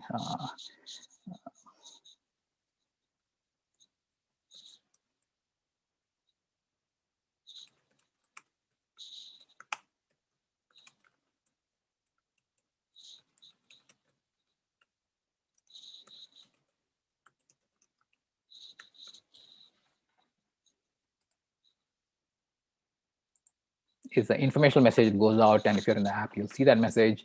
It allows you to manage all the services you have in one place. You can see, it could be city facilities, it could be private facilities. You can map it, see everything over here. You can get the same information that you had in the app. You can correct information over here. And this is a feature called Location 360, which is because we brought in the census data. People can go in, you look at specific data in terms of the Democratic Republic of Congo, and if you have data, city-specific data, will come over here. You can also see things like, the COVID around you. So everything around the Democratic Republic of Congo. So a lot of this information is in one place that they can use. You have this dashboards which keep getting updated. The live data shows you how many messages were sent, when it was sent, who's sending the messages, services, and depending on how much data went in, you can look at and drill down and say, if the information was complete, you have complete data, you can look at it in one screen and say, oh, there are 200 doctors in Bukavu, and if you know the population of Bukavu, you can immediately get the doctor to how many doctors per 1,000 index. How many ambulances are there in this area? Do we have enough resources to handle things like COVID? And the Location 360 really, it's general data that shows you how populations and all increased over time. That is pretty much what I had. If you have any questions, I can take it. Even Gaston is there, so he can also answer anything specific. Yeah, thank you very much for your great presentation and also helpful demonstration, Dr. John. So actually there was two questions, but Dr. Gaston is answering to some extent, but I'm wondering if you want to add more comments about those questions. So the question is from the chat window, and the first question is this platform open and free to other countries? And the second question is, you made mention of continuous data collection, which is great, but this is only possible and dependent on some other factors. Would want to know what your sustainable plan is to ensure the platform lives on in Bukavu and other countries who may adopt this great platform. Questions from Stephen Donker from Ghana, yes. Okay. Quick point before Dr. Ranjit responds. John 1, can you highlight the sample game that we have there, the last slide of the presentation, so people can play with the data? If you can just put it on the screen. Okay, let me do that. Oh, yeah, okay, yeah. Just put that last slide, so people can play. It was your presentation, the last page of the presentation? Sure, there you go. Yeah, okay, cool. Now you can go ahead and respond, please. Okay, great. So the first question is, can it be used in any country? Yes. All we need is data in a specific format. We'll tell you how we need the data. It can just get ingested. You get all these services and apps for free. The other thing is really localization, which is local language support. We support a few languages, and if a country requires a different language, we just translate it into that language. But any of these languages can be supported. And the other question was about data and supporting it on a continuous basis, and that is one of the challenges, right? You can't send people all the time and say, look, tell me how many available beds you have, how many nurses do you have, right? Because one is, there's no incentive for the facility to tell you that information, and for all these things it requires local government support. If you can get that, and if there are incentives for them to supply the information, we have the tools where they can enter this information and you can get these live feeds, right? But the local city officials also have to see value in this solution. Once they see value, they will actually incentivize these facility owners to provide that information that you need. Yeah, thank you for your answer. There's another question from Raj, and the question is, what steps do I need to take to use this application if I already have a light application? If you have a what application? Lite, L-I-T-E. A similar application, yes. Well, if you have a similar application, typically, it's all data driven. So all you need to do is bring in that data into the system, and you will see the same thing. So if you have, let's say, category data for a specific city, if you just bring in that data, it'll get projected onto these maps and applications. Okay. Yeah. In the meanwhile, audience Joel Maselink answered some of these tasks, and he says that Joel says there are 24 hospitals in Bukavu. New Hope has 1 ambulance, and Dr. Gaston mentions that that is correct answers. Do you have any surprising gift to? I'm sure Dr. Gaston will send out some virtual gifts. I was just joking. Yes. That is fine. You're going to find something. Yeah, just a big plug to Joel would be a good gift. Yes. Yeah. Another question from Raj is, will your team support the migration process? Definitely. And so if you have data in different formats or whatever, we always, one of the slides I showed you was something called an RPA process. It's a process that takes one format of data, converts into the format that we need. Yes, we'll support migration and pull the data in. Okay, thank you. This is my quick question. So we have about 3 minutes until the coffee break. So I'm a health and medical geographer who is interested in measuring accessibility to hospitals, and it looks like that this portal has very detailed information about the hospitals and health facilities. As a researcher, can I download all that detailed data for the research purposes, or? Sure. If you go ahead, yes. If you don't mind, I would like to take it. The key behind the app was the need to make sure you can understand the second order impact of COVID-19. So the team really went out working with some of the local facility and the local health experts to collect the data. So you have a very detailed set of data, and yes, you can download it and use it for anything you need. And in fact, they do have some trend data. So they have been collecting data since early this year. So by the end of the year, you'll have at least 9 months of aggregated data where you can look at trends with regard to number of doctors that were or left the hospital, how many beds were available. So it's very interesting data for analysis.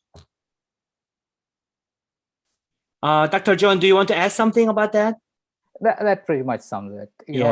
And it is open data. So if people who have provided us data, if it was open data, we'll let you download it for what you want to do, or you can do the analysis within the platform itself. Okay.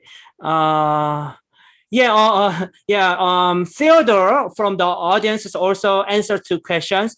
Bukavu, Baigara, 2 hospitals, Ibanda, 24 hospitals, Kadutu, 12 hospitals. Yeah, I'm not sure whether this is the correct answer. So, Dr. Gaston, please review this answer or whether this is correct. I'll review and I'll let you know if you also deserve a gift. Yeah. Let me just, I mean, the one thing I didn't show is, okay,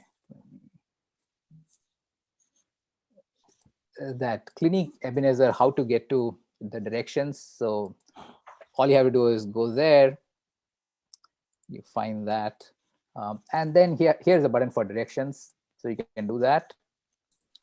It will look at what my location is, and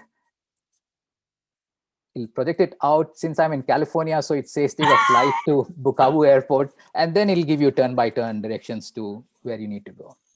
I see, right? I see. So.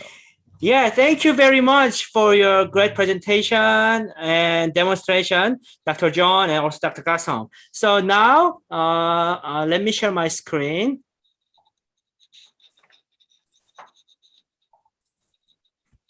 Yeah, now it is time for the coffee break time.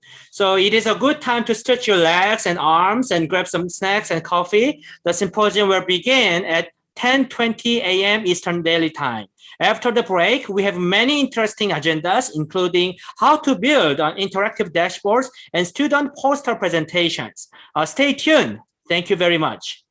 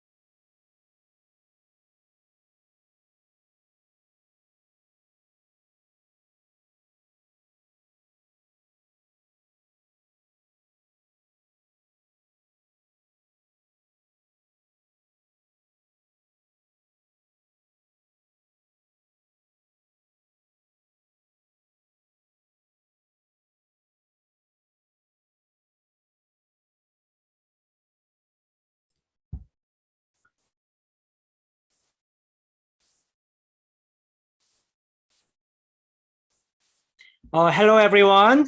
Yeah, the coffee break is over. And thank you very much for staying at the symposium. And yes, thank you.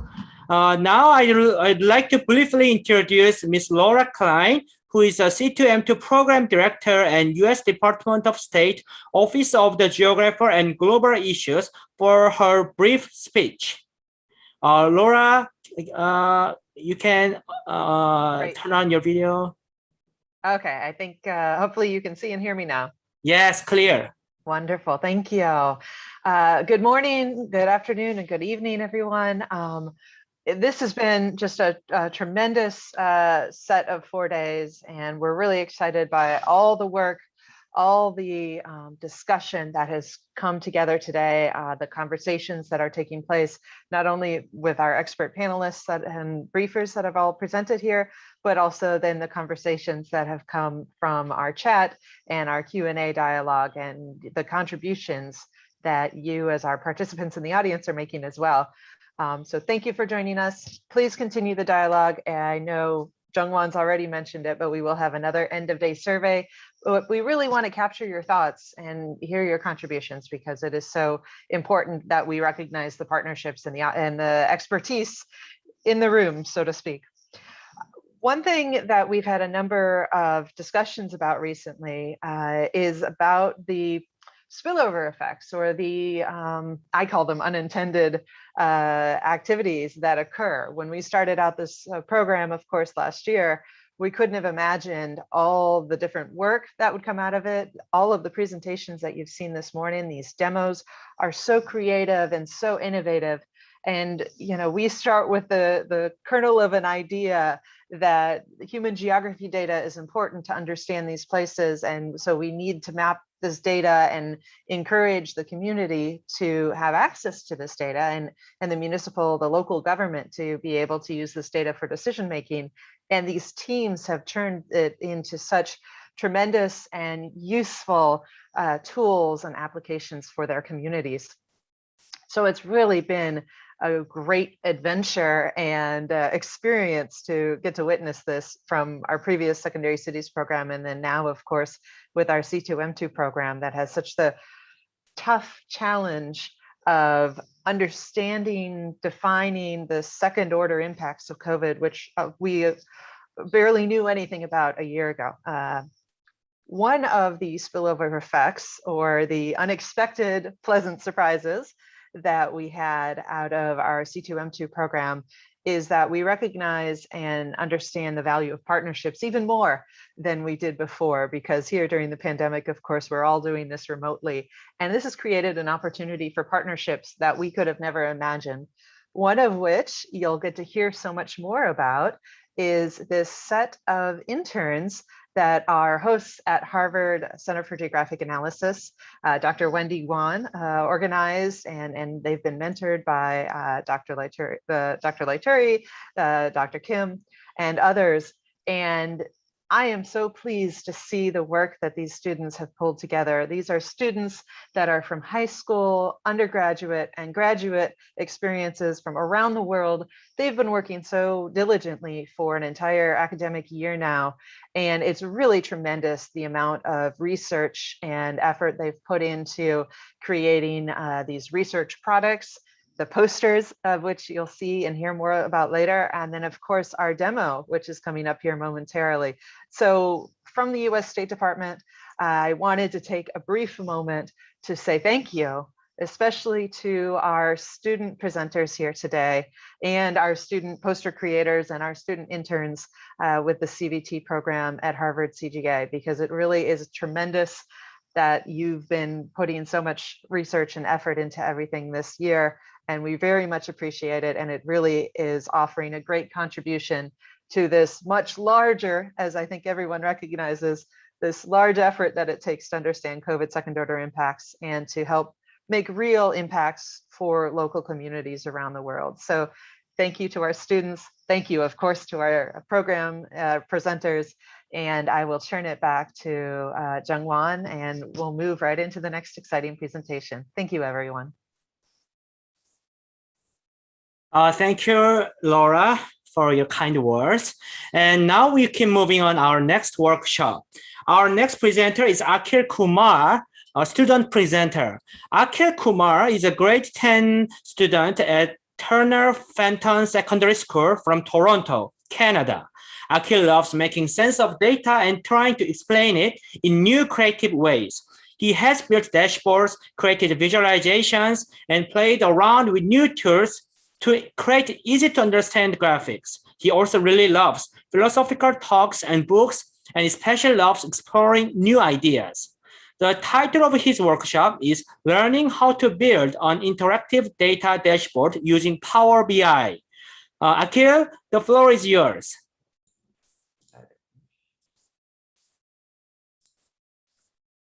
So can you guys see my screen right now? Yes, clear. Perfect. So hi guys. My name is Kia, and today I'll be going through how to build a data dashboard.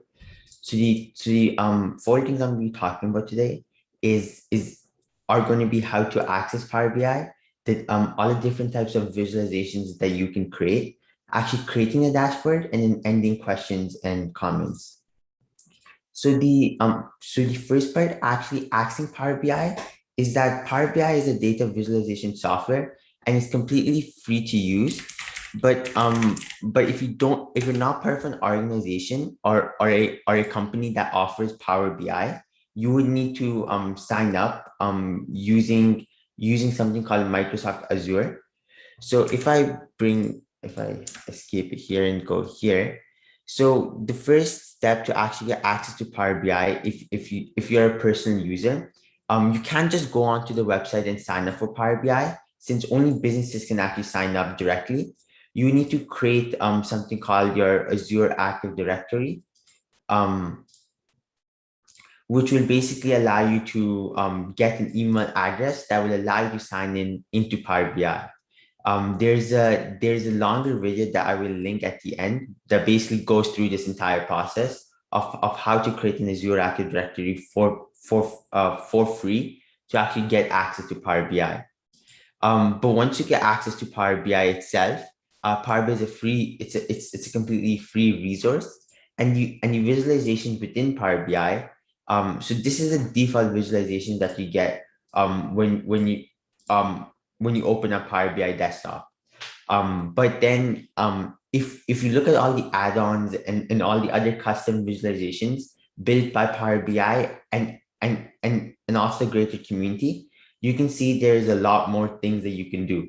For example, you can embed ArcGIS web maps into Power BI or also Mapbox web maps. So actually creating the dashboard, I'll be going to actually creating this following dashboard, which is an interactive US county dashboard, which updates every day. And you can select a certain indicator to visualize on the map and drill down to a specific state. So the data source I'll be using is the COVID Act Now API.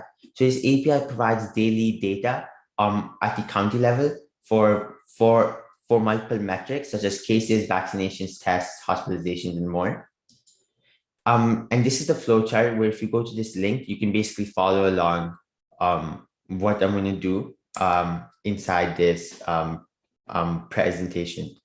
So if I actually now go on to Power BI and open up the desktop application, so the first thing you see when you open up Power BI after downloading it, it looks extremely similar to the top bar, at least looks extremely similar to a Word application. If you're familiar with Microsoft Word, where you have your home tab and also other tabs that have its own specific functionality. So in the home tab, the main functionality is to actually get the data into Power BI. So you can get the data from multiple sources, or you can also get the data from specific other servers that you already have. And you can, in the View tab, which is another important tab, here you can select a preset customized theme for your dashboard. So if you would like to change the theme and colors of the whole background and stuff, you could select one here. And in the modeling tab, here is where you can add custom calculations quickly. And in the insert tab, you can insert images from your computer or shapes or buttons and stuff. So actually the first step in the flowchart is going to be to actually process the data. So to actually process the data, you can process raw data within Power BI itself. So if you right click on the data table and edit query, you can see that, let's load in. You can see all the processing steps being applied to the data table. So if we're going to the source, step, this is the raw data that you get from that you get from the API. So if you go to the API and you copy paste the raw data, this is what you will get within Power BI itself. So the first few things I do is just things where I make the first row the headers and then remove all the columns that I'm not going to use in this dashboard to make it easy for me. And then down here when it says added custom 1, 2, 3, here it's like in Excel where you enter a formula in a new column. You can do the same thing in Power BI where you can input certain calculations in a new column. So you click here, click add custom column. You can basically write your own mathematical or operations or functions, which will basically do a calculation for you. So in this case, I'm calculating cases per 1,000 people. I'm taking the cases divided by population multiplied by 1,000. And the same thing I do for deaths and click the vaccination percentage and vaccinations completed percentage of populations. And then in the next few steps, you can see I'm unpivoting the columns. So in most data sets that you will have your indicators in columns where every single indicator is in columns. But in Power BI, if I go back in the data tab right over here, you can see that I put the indicator in rows. Since Power BI has a filter called a slicer. And what that does is actually slices the data based on your current selected value. So a slice, it doesn't cut the data by column, but rather slices it through the data set based on what indicator that the user selects here. So to do that, to actually unpivot the columns, you can just select all the columns you want to unpivot and then unpivot to all the columns here. And then for the conditional column, I just added the indicator name here. I mean the category name for every single indicator. Where if I show the steps, what we're done here, load. Basically, when a certain indicator is equal to here, I just group it into general categories to get the top level over here. And then the final step I did was just get the state abbreviation from another data source, which I inputted from a spreadsheet I have already published to the web. So once I have all of those ready and I've fully loaded data, I can close and apply to actually load the data into Power BI. And I duplicated the column, which I'll get into later why I did that. But once I loaded in the data, you can see all the columns here and all the data types that you selected. For example, this is a date type, this is a number type, and everything else is the text. And then the first visual I'll be talking about how to create is a shape map. So for shape maps in Power BI, it's a bit different than other GIS softwares since you don't input a GeoJSON and you don't input a shape file. Rather, you input something called a topo.json file. So if I actually show you right here on Map Shaper, you can use an application called Map Shaper, which basically right over here, where you can upload a shape file or your own GeoJSON file and then export it as a topo.json file, which will basically allow you to input that within Power BI. And to do that, once you click on you add the shape map visual from here, and you drag your unique identifier into the location tab, you click this format button here. So all the visuals have a format button where you can format all the attributes and types of the visuals. Click on the shape dropdown and then upload your JSON file right here. You can also change the projection of the map here. You can do equirectangular, Mercator, or orthographic over here. I chose Mercator since that's the most similar to the USA that I'm used to. So I chose my projection and uploaded the shape map. And to actually color the visuals here, you can drag the value indicator here. And then you can drag, so tooltips are basically when you hover over a county name, you use certain attributes of the county. So you can just drag and drop or select them into the tooltips. And when you hover over county, you can see wherever you see in the tooltips. So then for the indicator column, So you saw I put the value in here, but the value is dependent, the selected value of indicator is dependent on the indicator selection of the user. So to do that, I put the indicator and category in a slicer pane over here. So this is slicer visual. So this is Power BI supported slicer visual, but I use the custom slicer visual, which you can use by just clicking the 3 dots here and hitting get more visuals. And over here, you have access to all the other external visual Power BI. For example, you can input Mapbox maps, but I use the hierarchy slicer visual. You can put word clouds, you can put infographics, but for me, when I put the hierarchical slicer, this allows me to have category names for every single indicator. So for example, if I select a different indicator here, you can see everything on the map would also update based on the indicator selection here. And if I go to the state and county select filter over here, you can see I put the Power BI's native slicer and put the state name and county name over here. So the main, and then this is the final visual I have here, where I inputted a calculated column, where if you see here, right over here, you can calculate columns. If you're familiar with Python or R, you can actually input custom visuals right here, like a Python visual or an R visual within Power BI, or also create custom columns within Power BI as well. So with all that being said, you can also input Esri ArcGIS maps, for example, for more mapping functionalities. But I'm going to actually create a visual right now. I'll be creating a scat plot between 2 variables. So the first thing to create a scat plot is to duplicate the data to have X and Y, and then go on to the model tab within Power BI.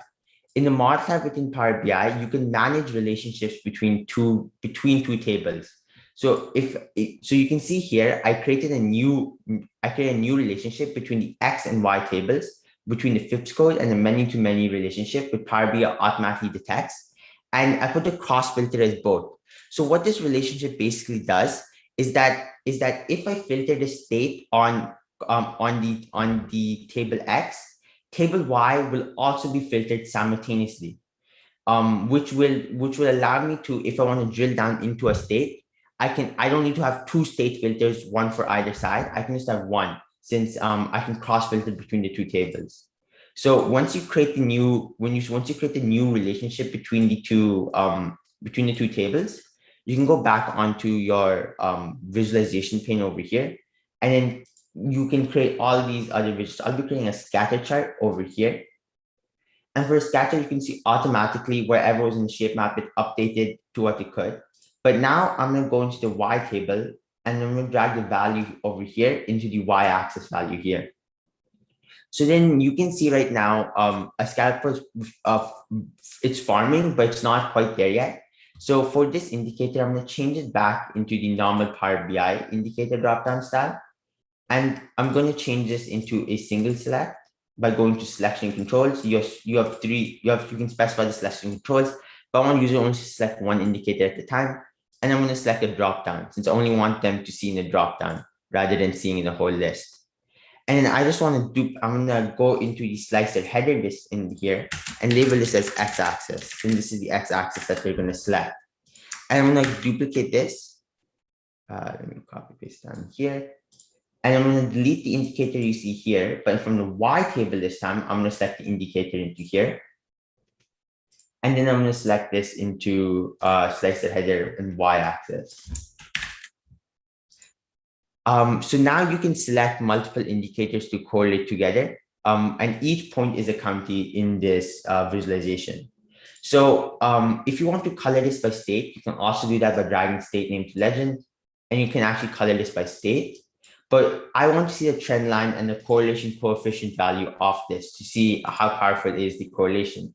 So I can go in the analytics tab, and here I can calculate all of these values here. Power BI also has more analytics, such as forecasting. So you can forecast future values, and also you can detect anomalies for time series data. But for a trend line, I'm going to click add, and you can see a trend line is automatically being added. But now if I want to create for example, correlation coefficient value, I told you before that you can create custom columns, right? Power BI already has certain quick measures already generated for you. So some of these calculations are, for example, you can see rolling averages, running totals, and all of these are already calculated for you. But I just want the correlation coefficient down here.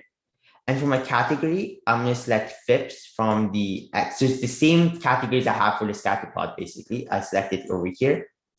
And the filters, and the great thing about calculated measures within Power BI is all the filters that are applied externally are also applied to measures. So if I show you what that's going to be, you can see this is automatically generated. So you don't need to write it's automatically generated for you. And if I take card visual and I select the new column I just made, you can now see the correlation coefficient value. So I can rename this by just double clicking on it and renaming what it says here. And this is my value over here. So if I've wanted to, for example, see the correlation between the ICU bed capacity and the deaths, and for a specific state of Arizona, I can do that. And I can see the correlation between the two values when I drill down into a state. And this would update as well as this real time. So everything on this visual would update based on your slicer selections. And if you don't want it to update, or if you don't want a certain visual to update, you can easily do it by selecting on the slicer and clicking format and just saying, I don't want to filter this particular value when I select this slicer here. So this is just one type of visual you can create. Another type of visual that I can create is something called a bar chart, where you could create an animated bar chart over time. So you can see certain bars rising over one another. But this bar chart, I'm going to create just a normal clustered bar chart by state. So if I go here and I select the state name into the axis, the value here, and if I delete all of these here, and I want to see the cases for every single state. So you can see I have the cases now for every single state here. But if I want to drill down into counties into a state, I would just need to select the county tab, the county selection here, and put it underneath the state name. So now you have the drill down option. So if I turn on drill down here, if I click on the state, I can see all the counties within that state. So users can easily select. So if I drill back up and I click on another state, I can drill down and see all the counties within Texas. So that's also beneficial for if you're looking at, you can do the same thing with shape maps. You click on a state and it drills down to all the counties within the state. But I chose to show the whole county view. So this is also beneficial for users to actually show the state level data and then the county level data for one particular state at a time. Furthermore, some further things that you could do with Power Query are that you can input X and Y coordinates into a global map or a different visual where it will basically allow you to search geo addresses. So you can actually search a real-time address in Power Query and it will plot that out for you. And you can see there's other visuals such as data over time if I'm analyzing trends. And another benefit that was just recently added to Power BI is a feature of small multiples. So for example, you can see right now, if I go back to the bar chart, or if I go to scatter plot actually, you can see there's something called small multiples being added to certain visuals, like this one here, right here, small multiples. So if I wanted to see the county value for every single state, I could just, if I want to have a graph for every single state separately, I can just select small multiples and have my graph for every single state now separately made. I can rearrange this grid layout into however I would like. For example, 3 or 4 rows columns, choose grid lines, and you can see about a lot more options for small multiple layouts, which is extremely beneficial also to get to have more comparisons between different states here. And now to finally publish the dashboard, once you're done, you just need to sign into your Power BI account on the top right, which I already am. And once you're signed in, you can just hit publish. And once you publish the dashboard, you just hit publish, hit save. You only have one place to publish, which is my workspace, and you hit select, and that would publish the dashboard onto Power BI place, and that would publish the dashboard there. And then if you go into Power BI and actually sign into the online portal over here. So this is how it would look when you're signed into the online Power BI website. So you just go to Power BI. Just type Power BI here, and you just hit the first link and you sign in there. And then over here, you go into your My Workspace, and now you see your 2 data entries for the US County tutorials. One of them is your data source, and one of them is a dashboard. And you set up an automatic refresh, so this data updates daily without you need to doing anything. You click on this button over here. You click on data source credentials, and for any data source that will update daily, Power BI needs to know how to access it or how they will go about accessing this kind of resource. So for this, for all data sources here, it's completely public. We don't use any private data sources. So you can just do anonymous and organizational. But for the second one, you want to skip a test connection because this data source doesn't actually go to a certain, it returns an error when you just call this without your API key. So once you specify the credentials, if you go into Akhil, sorry, 1 minute, sorry. Sure. When you go and schedule refresh, you can set up your schedule refresh time. And if you go back into your My Workspace and you go back into your report, tutorial report over here, you can hit File, Embed Report, Publish to the web. And this is your final link, which you can share. And yeah, that's my presentation. Thanks for listening.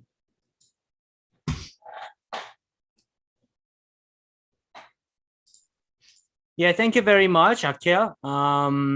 Yeah, thank you for your wonderful presentation and demonstration. So is there any questions from the audience? Yeah, there are having 2 comments. So one from, I remember it was, Actually, I actually see the question in the Q&A. Oh, yeah. Oh, there's one Q&A.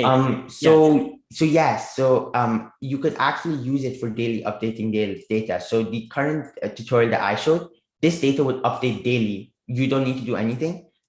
You just set up a daily refresh as I showed you before, and data would update every single day without you needing to touch or refresh manually, which is also extremely beneficial since you don't want to update this manually every day. Yeah, great. Thank you for your answer. Yeah, so yeah, there are 2 comments, like no questions. One from Noni Castro says, "This is great." Yeah, it's particular to you, it's a comment to you. So, and another comment from Andrea. Andrea says, "Thank you so much, Akhil, for your smart and useful tutorial." Yeah, it's good comment. So yeah, anyway, so in the interest of time, I think we need to move on. So thanks again, Akhil, for your wonderful presentation and demonstration. So now let's move on to our next part, which is a very fun part. I'm pleased to announce that now it is time to see the wonderful works by our student researchers. These students are part of the Coronavirus Visualization Team, or CVT, which is a group of students around the world who gather to tackle the COVID-19 related issues. Please note that you can view our student posters at the Symposium Restoration website. The mentors of students include Dr. Melinda Latoury, who is the PI of the C2M2 project, and Dr. Wendy Guan, the Executive Director of Harvard CGA, and Dr. Joanne Kim, myself, a postdoctoral fellow at Harvard Center for Geographic Analysis. Our first speakers are Sadhanya Kumar and Sofia Kugaeva, who equally contributed to this work. Sadhanya is a rising high school senior at the Liberal Arts and Science Academy. Her research interests include neuroanatomy, affective disorders, and using GIS to analyze healthcare access and spatial relationships. Sophia is a rising senior at Conestoga High School.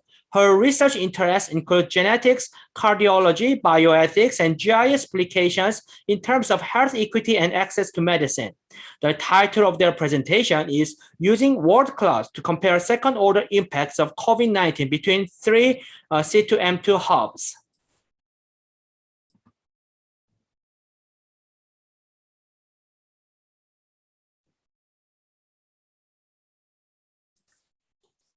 Hello, everybody. My name is Sadhana. And I'm Sophia. And the title of the project we'll be presenting today is Using Word Clouds to Compare Second-Order Impacts of COVID-19 in 3 C2M2 Hubs. The purpose of our study was to identify and compare the most prevalent second-order impacts of COVID-19 in the 3 C2M2 partner hubs, Asia, Africa, and Latin America. This was done by analyzing causal loop diagrams created by the cities in each hub and using them to create word clouds. In order to maintain consistency, we created a word cloud dictionary, which consisted of the phrases from each city's causal loop diagram grouped into sections.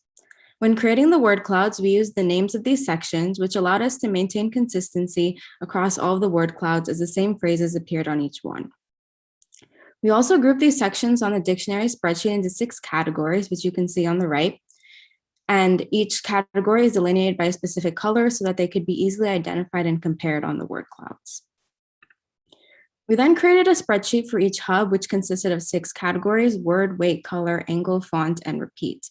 The word was the section from the dictionary spreadsheet. The weight was how many phrases from a certain city's causal loop diagram were in that section. And the color was the color of the broad category shown on the last slide. These spreadsheets were then inputted as a CSV file into wordart.com to create the word clouds. This word cloud encompasses all 3 hubs and the cities within them. As you can see, access to healthcare and school closures were the most prevalent impacts, while transportation restrictions and migrations were some of the smaller impacts. This word cloud encompasses the Asia hub, which consisted of Kathmandu, Ulaanbaatar, and Dhaka. As you can see, access to healthcare and cash flow were some of the most prevalent impacts, while loss of housing and transportation restrictions didn't have as big of an impact.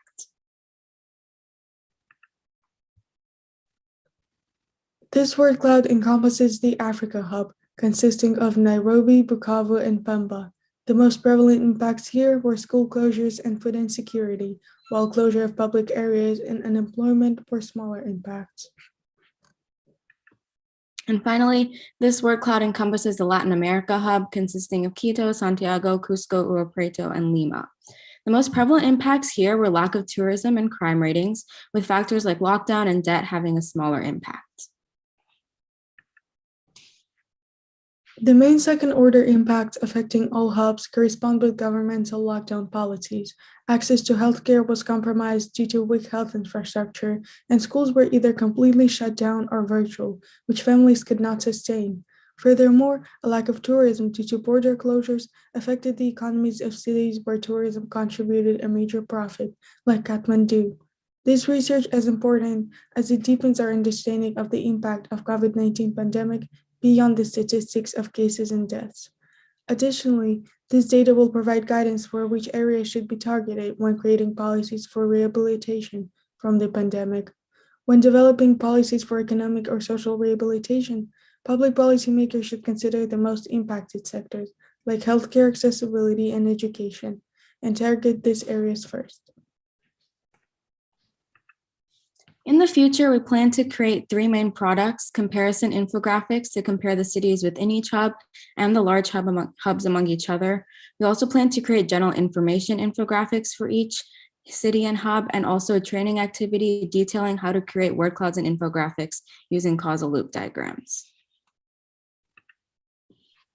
We would like to thank Dr. Jungwon Kim, Dr. Melinda Laituri, and Dr. Wendy Kwon for their guidance on this project, as well as the U.S. Department of State and NSF for their support.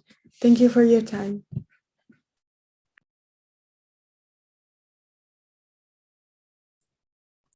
Thank you very much for your great presentation. So our next speaker is Genevieve Chen, who is an incoming undergrad computer science student at the University of California, Los Angeles. Her research interests include data ethics and privacy, education equity, and socioeconomic disparities. The title of her presentation is COVID-19's Impact on Developing Countries' Economy.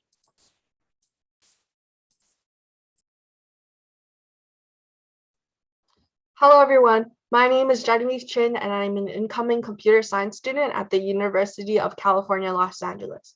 My presentation is on COVID-19's impact on developing countries' economy. During the COVID-19 pandemic, many economic sectors have seen limited activity due to stay-at-home orders and social distancing. In this study, COVID-19's impacts on food insecurity and the informal sector in developing countries and regions are highlighted. To conduct this study, our team first compiled a database of papers using Web of Science. We then categorized them using factors such as theme, study area, and demographics. I then derived results from papers regarding food or nutrition, employment, and livelihood. This literature review gave us great insight into COVID-19's impact on food security. For instance, a study conducted on 45 developing countries concluded 3 key takeaways. First, COVID-19 impacts both food security and the food supply chain. Food security in lower income developing countries is associated with the ability to access affordable food. And lastly, higher income developing countries are more commonly impacted by food chain disruptions. Next, I will move on to country highlights. In Bangladesh, economic disruptions caused by COVID-19 have left many without income. Consequently, households have decreased the quality and quantity of food they consume. COVID-19 is also impacting both large and small cities and both low-income and middle-income cities in similar ways regarding food security. In Nepal, increased food prices are contributing to food insecurity, which is expected to impact young children the most. The graph on the slide highlights how dire the situation is in Nepal, as it reflects the negative change in nutrients available in government-created school meal baskets. According to the World Health Organization, there's expected to be an increase of 83 to 132 million people facing significant food insecurity as a result of the COVID-19 pandemic. COVID-19 has also had drastic impacts on the world's informal sector. COVID-19 has impacted an estimate of 1.6 billion of the 2 billion informal workers globally. These workers typically cannot access public aid, and while governments have taken measures to provide aid to these workers, governments struggle to identify those in need. Without support, these workers may fall deeper into poverty or continue working to provide for themselves and their families, risking their health and undermining public health measures. In Bangladesh, 20 million informal workers lost their jobs, and it is expected that the economic disruptions will cause more formal enterprises to become informal. In Latin America and the Caribbean, it is estimated that 61% of workers do not have access to social protection, and this may rise as more people become informal workers as a result of the COVID-19 pandemic. In Peru, it was found that informal workers are more vulnerable to these economic disruptions, as they are more likely to become unemployed or face larger income losses. Overall, the pandemic has caused widespread food insecurity and economic instability, especially among informal workers in developing countries. Governments around the world must create effective systems to deliver aid and prevent the expansion of the informal economy. This study is limited by the limited amount of data available to us on developing countries and the fact that COVID-19 is an ongoing phenomenon. Future work will include comparing and contrasting the systems that governments have and will put into place to address these two topics. I would like to thank Dr. Jong-Eun Kim, Dr. Melinda Laituri, and Dr. Guan for their support. The views and opinions in this presentation are of my own and do not reflect the views of the US government. Thank you for listening. Thank you for your great presentation, Genevieve. Our next speaker is Eden Brunner, who is a rising senior at Harrington High School. Her research interests include environmental health, human mobility, socioeconomic disparities, and biomedical engineering. The title of her presentation is Understanding the Impact of the COVID-19 Pandemic on the Environment. Hi, my name is Eden Brunner. I am a rising senior at Harrington High School, and I will be discussing the second order impact from this pandemic on the environment. There is a lot of speculation on the impact COVID-19 had on the environment due to the preventative measures taken to combat the international pandemic. Mobility decreased and the number of people who stayed home increased tremendously. The environment is an extremely broad category with infinite subcategories and trends from this pandemic. Therefore, I'll be focusing on only specific subdomains of the pandemic, and all of the associated information that I analyzed was derived from the approximate 1,600 articles collected within our literature review team. The outcomes that I've analyzed include water quality, air pollution, waste management, and environmental policy. I initially worked alongside the literature review team within the C2M2 program under the supervision and guidance of Dr. Jung-Won Kim. We collected and analyzed a little over 1,600 research papers that was then sorted based upon their topics, regions, and other differentiating factors. However, in this search, we did exclude analyzing environmental papers. Therefore, when the idea was introduced that students could present at the C2M2 end of year symposium, I began to independently analyze all of the papers that discuss the correlation between COVID-19 and its second order impact on the environment. Then, after analyzing all the information presented, I began to find some results and create conclusions based upon the correlations displayed within the research. As the need for transportation and mobility has decreased, there has been a direct correlation as the quantity of PM 2.5 particles have decreased worldwide. Although there is a reduction in emissions from COVID-19, there's still an increase in ozone emissions and emissions from garbage burning facilities as the amount of household waste has only increased. On the other hand, there's been a decrease in CO2 emissions as well due to the lower usage of oil and reduced usage of coal-fired power stations as exemplified in the slide, which has led to a holistic decrease of anthropogenic emissions. Tourism has also suffered detrimentally. Therefore, the world has seen an increase in water quality and a reduction in boat traffic. In addition, with the decrease of mobility, oil leakages have decreased and water quality has increased. Countries across the planet are experiencing increased cleanliness, water samples, and water transparency, as shown with Italy and India. When it comes to waste management throughout the pandemic, there has been a clear divide within the topic with household waste and medical waste. Due to the fact that medical materials are highly infectious and dangerous, they have to be specially treated, and in most cases burned as they cannot be held within typical waste, and that causes an increase in emissions. The process is exemplified in the slide, and you can see how the medical waste is being processed. Additionally, when it comes to household waste, the quantity of plastic being thrown out has only increased, but the percentage of people that are recycling has decreased. Due to the economic burden of this pandemic, many countries and organizations alike have begun relocating their priorities from environmental concerns to humanitarian and social concerns. While this is completely understandable throughout this time of crisis, the priority of the environment has suffered greatly, and environmental agencies have lost a lot of money in a time where action can be critical to ensure, to the best of our ability, the survival of our future generations. I've already derived initial conclusions from the papers gathered within the literature review. In the future, I'd like to further investigate the impact of COVID-19 on the environment with a larger database of research papers. Therefore, I would utilize the larger databases with other available papers to provide more evidence on the correlations that I found and focus on long-term implications instead of only short-term. In addition, if the opportunity would arise, I would also like to schedule a conference to corroborate with other researchers who focus on this domain to receive more feedback from professionals and receive insight on my research. I'd like to thank Dr. Jung-Won Kim, Dr. Melinda Latourie, and Dr. Wendy Guan for their support on this project.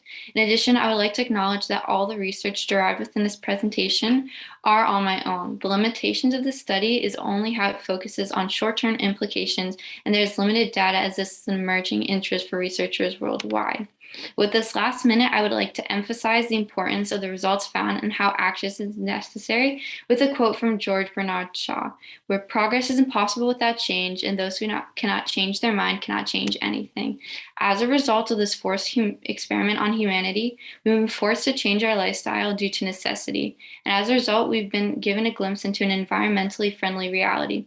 But the current positive trends in the environment that I reported are only temporary, for all analysts and research alike have concluded that the likelihood of humanity returning back to its prior course of destruction on the environment is high if no change occurs. Therefore, I urge you to take advantage of the resources you possess and the current situation we are in to ensure that this glimpse into the mutually beneficial environment is no longer a glimpse, but the future. Thank you. Thank you for your great presentation, Eden. The next speaker is Kashika Baror, who is an undergrad student and regent and chancellor scholar at the University of California, Berkeley. Her research interests include clinical medicine, health equity, and basic needs accessibility. The title of her presentation is Impacts of the COVID-19 Pandemic on Global Psychological Well-being and Related Sociodemographic Factors. Thank you, Jungwon. Hello, everybody. My name is Kashika, and I'm a sophomore and pre-med student at UC Berkeley, majoring in molecular and cell biology and public health. Today, I will be presenting my research work on the impacts of COVID-19 on psychological well-being around the world, as well as sociodemographic and economic factors that are intertwined in mental health responses to the pandemic. So the COVID-19 pandemic has had devastating effects on populations throughout the globe. Sociodemographic inequities, economic hardships, and availability of and accessibility of medical care, as well as many other disparities brought to light by COVID-19, are associated with negative mental health effects. Through economic and sociodemographic indications, the COVID-19 pandemic has exposed many mental and physical health inequities around the world and presents the question of how inequity plays into our understanding of well-being. And this is our focus question for this study. This is focused on the highlighted C2M2 hubs of Latin American countries, Bangladesh, Mongolia, and parts of Africa. So as for the methodology for this research, we first created a search term for the Web of Science database. We then collected and analyzed over 1,600 academic papers and studied them under different lenses, including the impacts of COVID-19 on psychological well-being, education, the economy, the environment, etc. And then we drew conclusions from the research and presented our work. So when analyzing papers, p-values from surveys and individuals' papers that were less than or equal to 0.01 were taken as significant. As for the sociodemographic factors that were involved in psychological well-being, we discovered that age, gender, and financial security were most significantly associated with mental health issues during the pandemic. The most significant effects occurring throughout the pandemic included anxiety, depression, and general stress, whereas the prevalence of other mental states, including uncertainty, helplessness, and fear, is fluctuating with developments and advancements in public health measures. People with pre-existing medical conditions have also been uniquely impacted as a result of the pandemic.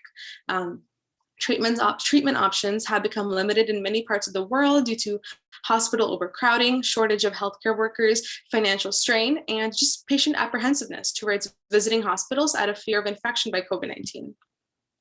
So this all presents the question of what are the public health policy implications of the pandemic? What issues have or need to be addressed in order to create a more equitable healthcare system? And this goes back to our original focus question of how does inequity play into our understanding of well-being? So there are countless forms of inequity in our world, including gender, socioeconomic, racial, and more. And all of these forms of inequity, they impact accessibility to medical care, and this results in disparities surrounding healthcare and treatment. The COVID-19 pandemic has unveiled many, many more of these types of inequities.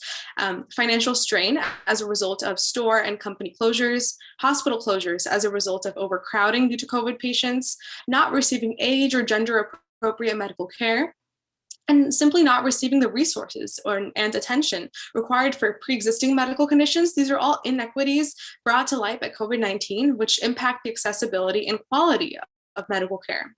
In analyzing these inequities allows us to understand the overall well-being of populations in different areas, as well as throughout the world, and gaps in accessibility as well to healthcare.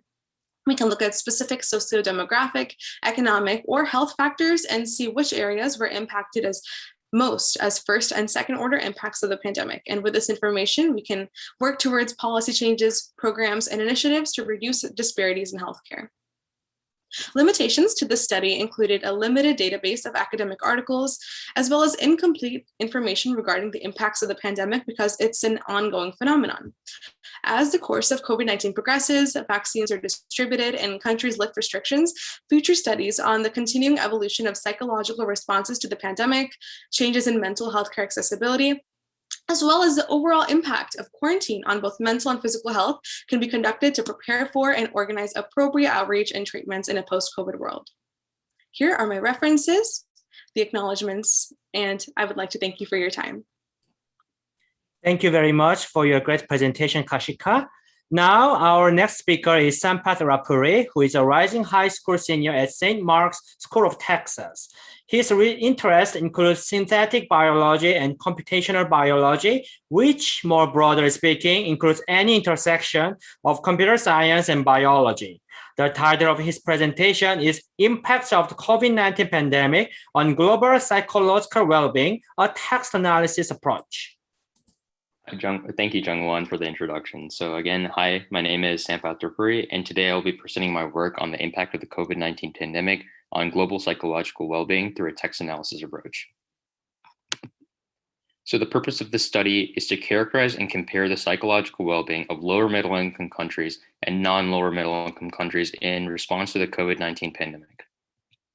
Pictured here is our represented LMIC countries, which are defined by the World Bank as economies with a gross national income per capita between $1,036 and $4,045. Through a keyword search in the Web of Science, we created a database comprising of 1,612 research papers. Later on, we stratified that database by study area, theme, and demographics.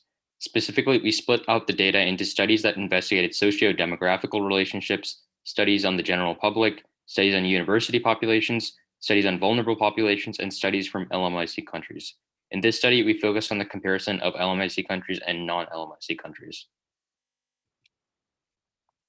Here are our keyword search terms through which we conducted our search on the Web of Science. Natural language processing and text analysis methods in general allow for the quick processing of vast amounts of data, yielding high quality, actionable information, which may reveal the patterns and relationships within the input text. For example, topic, theme, sentiment, summarization of the text into the most critical statements, and much more can be done with natural language processing. Here below in red is my workflow for the text analysis method I used. I first collected the text and organized it, cleaned the text, and lastly analyzed it through the visualizations and other means. Here we cleaned the text using a simple function in Python, which was created to remove stop words, lematize the text, and which is converting it into words to each respective root word of each word, and do much more. After cleaning, we visualized the data using Python data visualization and analysis libraries and other software. For example, we used the Pandas and Matplotlib libraries, Gephi software, and word cloud package to visualize the data into bar graphs, keyword network graphs, and word clouds. With this term frequency inverse document frequency plot, we were able to explore the uniqueness of the most relevant words in the LMIC literature. Essentially, this TF-IDF plot provides us with a value indicating the importance of the word for the LMIC data. Similarly, we can analyze the word relevance, uniqueness, and importance in the non-LMIC literature with another TF-IDF plot for the non-LMIC data. Here we can see a visual representation of word frequency in the LMIC literature through a word cloud highlighting the most common words in the biggest font text. Again, here's the non-LMIC word cloud visualizing the word frequency. Through our analysis and visualizations, we were able to discover that the LMIC data indicates a higher prevalence of terms such as fear, threat, tension, and gender, whereas those terms do not occur commonly in the non-LMIC data as reflected by the word clouds. The results of our TF-IDF analysis indicate that the terms family, gender, and differential are more relevant in the LMIC data, and in fact do not appear in the most common frequencies in the non-LMIC data. Lastly, through a visualization of the most common word pairings, otherwise known as the bigram analysis, we were able to identify that university student and college students were identified as the most reported demographic in the LMIC data. Through these results, these results have indicated a more negative response from the LMIC countries and a focus on different demographics. These allow policymakers and researchers to focus their attention on vulnerable populations at risk of mental health impacts of the COVID-19 pandemic and allow for appropriate outreach to these vulnerable populations. There is much work to be done given the dynamic relationship between the pandemic, policy implementation, and mental health. However, in addition to making a more inclusive data set with data from more LMIC countries, we hope to build a sentiment analysis dashboard capable of visualizing sentiment in the published literature across time with an accurate sentiment analysis classifier using natural language processing. Due to the ongoing nature of the pandemic and the lack of published literature from the LMICs, a complete picture of the overall impact on psychological well-being cannot be captured. This project is completed with the support and guidance of Dr. Wendy Guan, Dr. Jongwon Kim, and Dr. Melinda Letourie of the Center for Geographic Analysis. Thank you so much. Thank you for the great presentation, Sampath. Now our next speaker is Kevin Wang, who is an undergraduate computer science student at the University of California, Berkeley. His research interests include deep learning and more generally artificial intelligence and theoretical computer science. The title of his presentation is, Analyzing the State of Geospatial Analysis in COVID-19 Research.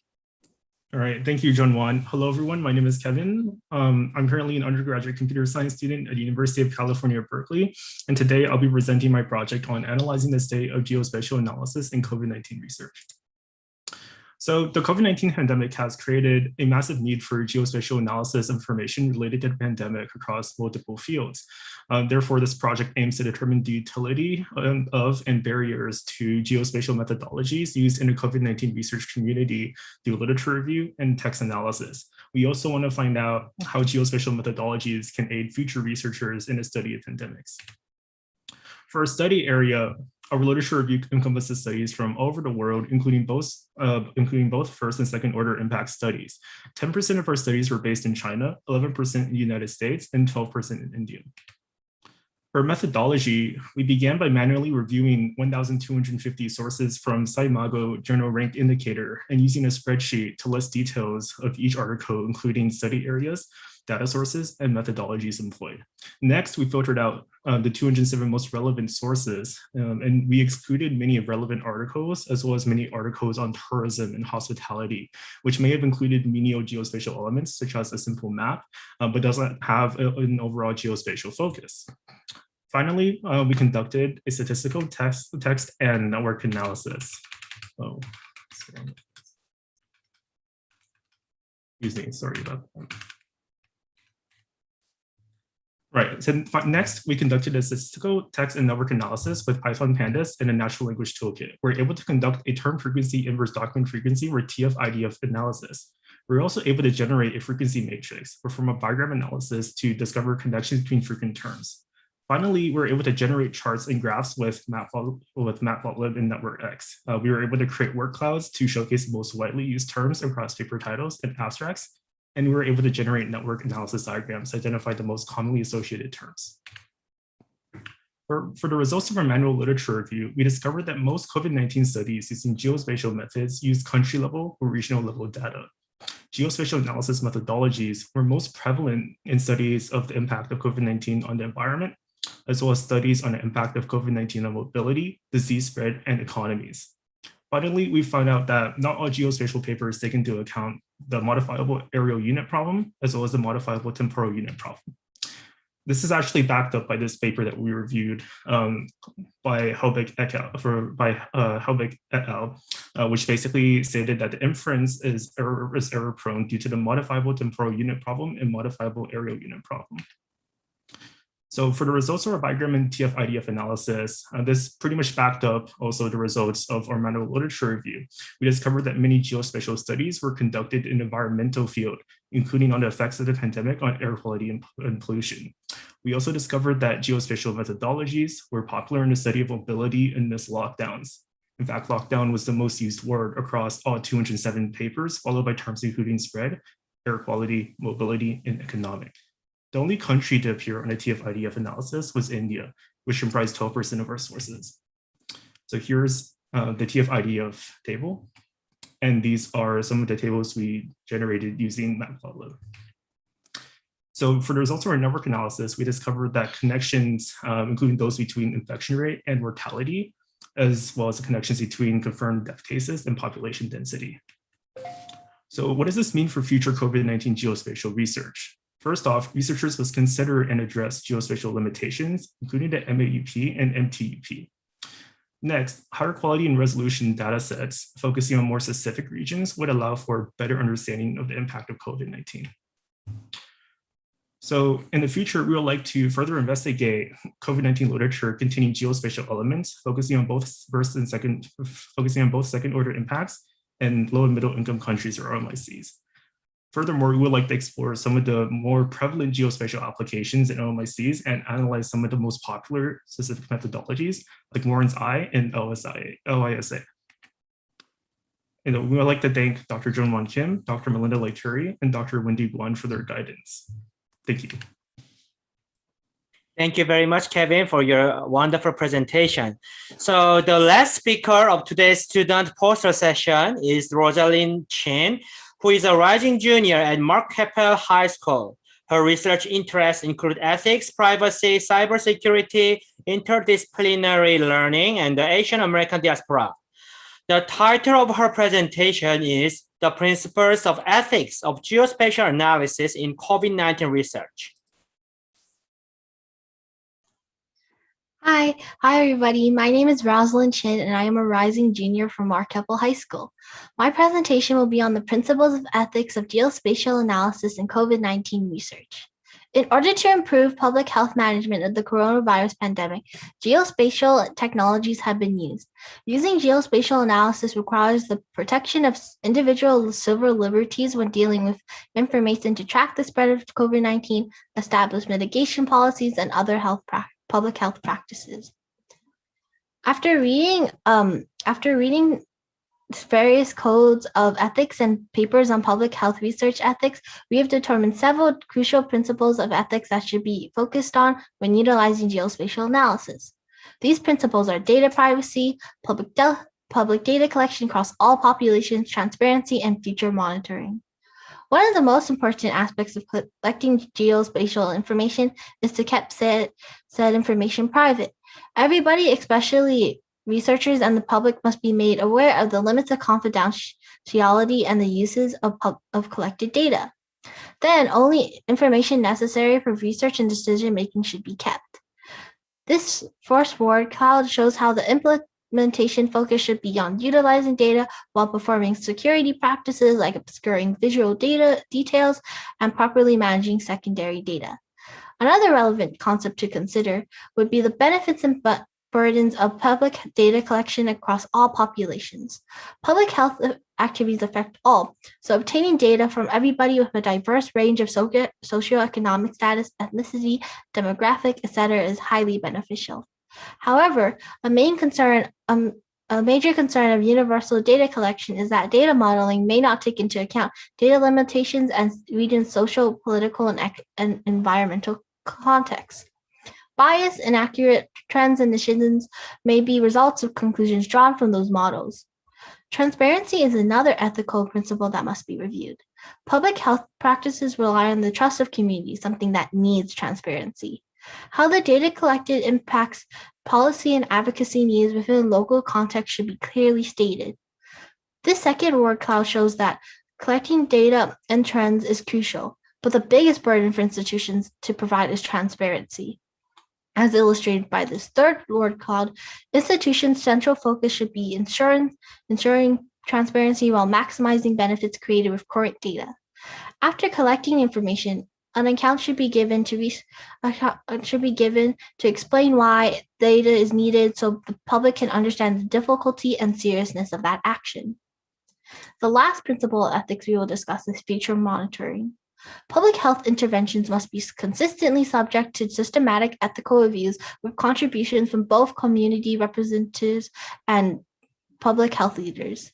Evidence must be given to prove the benefits and appropriateness of using geospatial analysis rather than alternative public health approach. For future monitoring, ethical principles can be sufficiently maintained while making sure how research is being done is for the best interest of populations and communities. Limitations included a limited number of sources used for review and how some sources did not directly address COVID-19 research. Future works include applying ethical principles to case studies and producing educational materials to teach about these important ethics of data.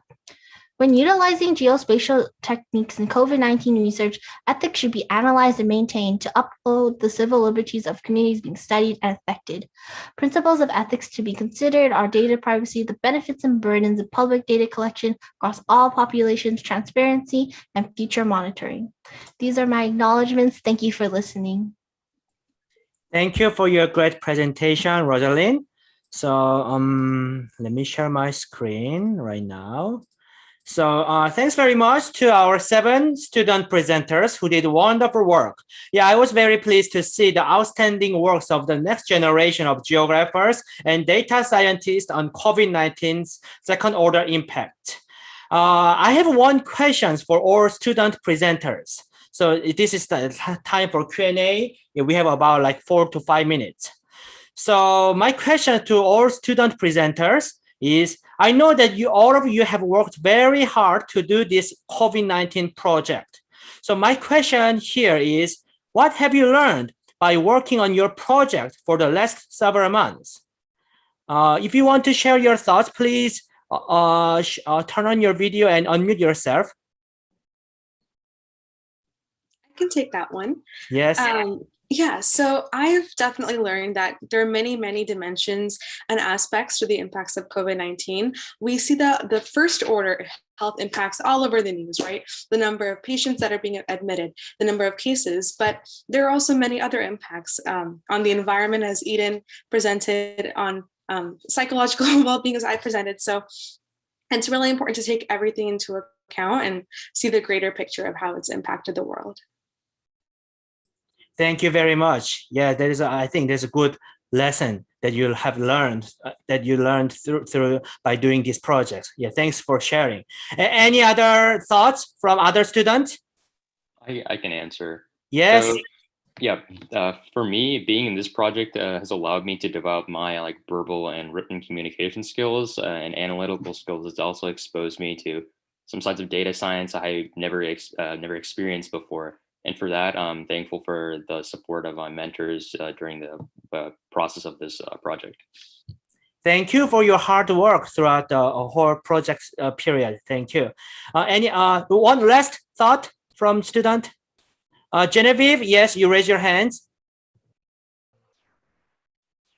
Yes, I gained great experience in the realm of conducting literature reviews. It was really interesting to go through all the articles on different topics and go through the second order impacts and see the different factors that impact certain things, such as like mental health in regards to factors such as gender and demographics and socioeconomic status. So that was a really great experience to learn how to conduct a literature review, but just also find very interesting results related to COVID-19 second order impacts. Yeah, great. Yeah, thanks for your sharing your thoughts. Yes. Yeah, I'm very happy to hear that you enjoyed the literature review process because it was a little bit tough process because we reviewed like 1,600 articles. And it's not small. Yeah, it's a lot, tons of the papers, but all of students were very patient and eager to learn new things about this COVID-19's second order impacts throughout the project. So there's a one Q&A. I think we can handle that. Yeah, the one question from CU is, this is a nice program. Is there more opportunities for high school students like this program? Let me answer to this question. So yes, actually, as I mentioned before, this is the part of the program named CVT, Corona Visualization team, which is a group of students around the world, not only for the undergrad students, but also for high school students. And they voluntarily gather together to tackle the COVID-19 related issues. So I think if they are doing very interesting projects right now. So if you Google coronavirus visualization team, then you may able to find some relevant information about their program. Yes. So yeah, I hope that this answers your question. So yeah, I think that's all for this symposium. it's time to wrap up. And thanks a lot for everyone for attending the C2M2 Symposium, especially for today, and for everyone who stay at the very end of this symposium, including student poster presentation session, and those who say kind words to and support our students' work. So this is the end of the symposium, and we hope you stay healthy and safe during this pandemic. And the recorded video will be uploaded to Harvard Center for Geographic Analysis YouTube channel. And also, we would appreciate it if you have a chance to participate in the daily survey of this symposium. Thank you very much. Stay healthy and safe.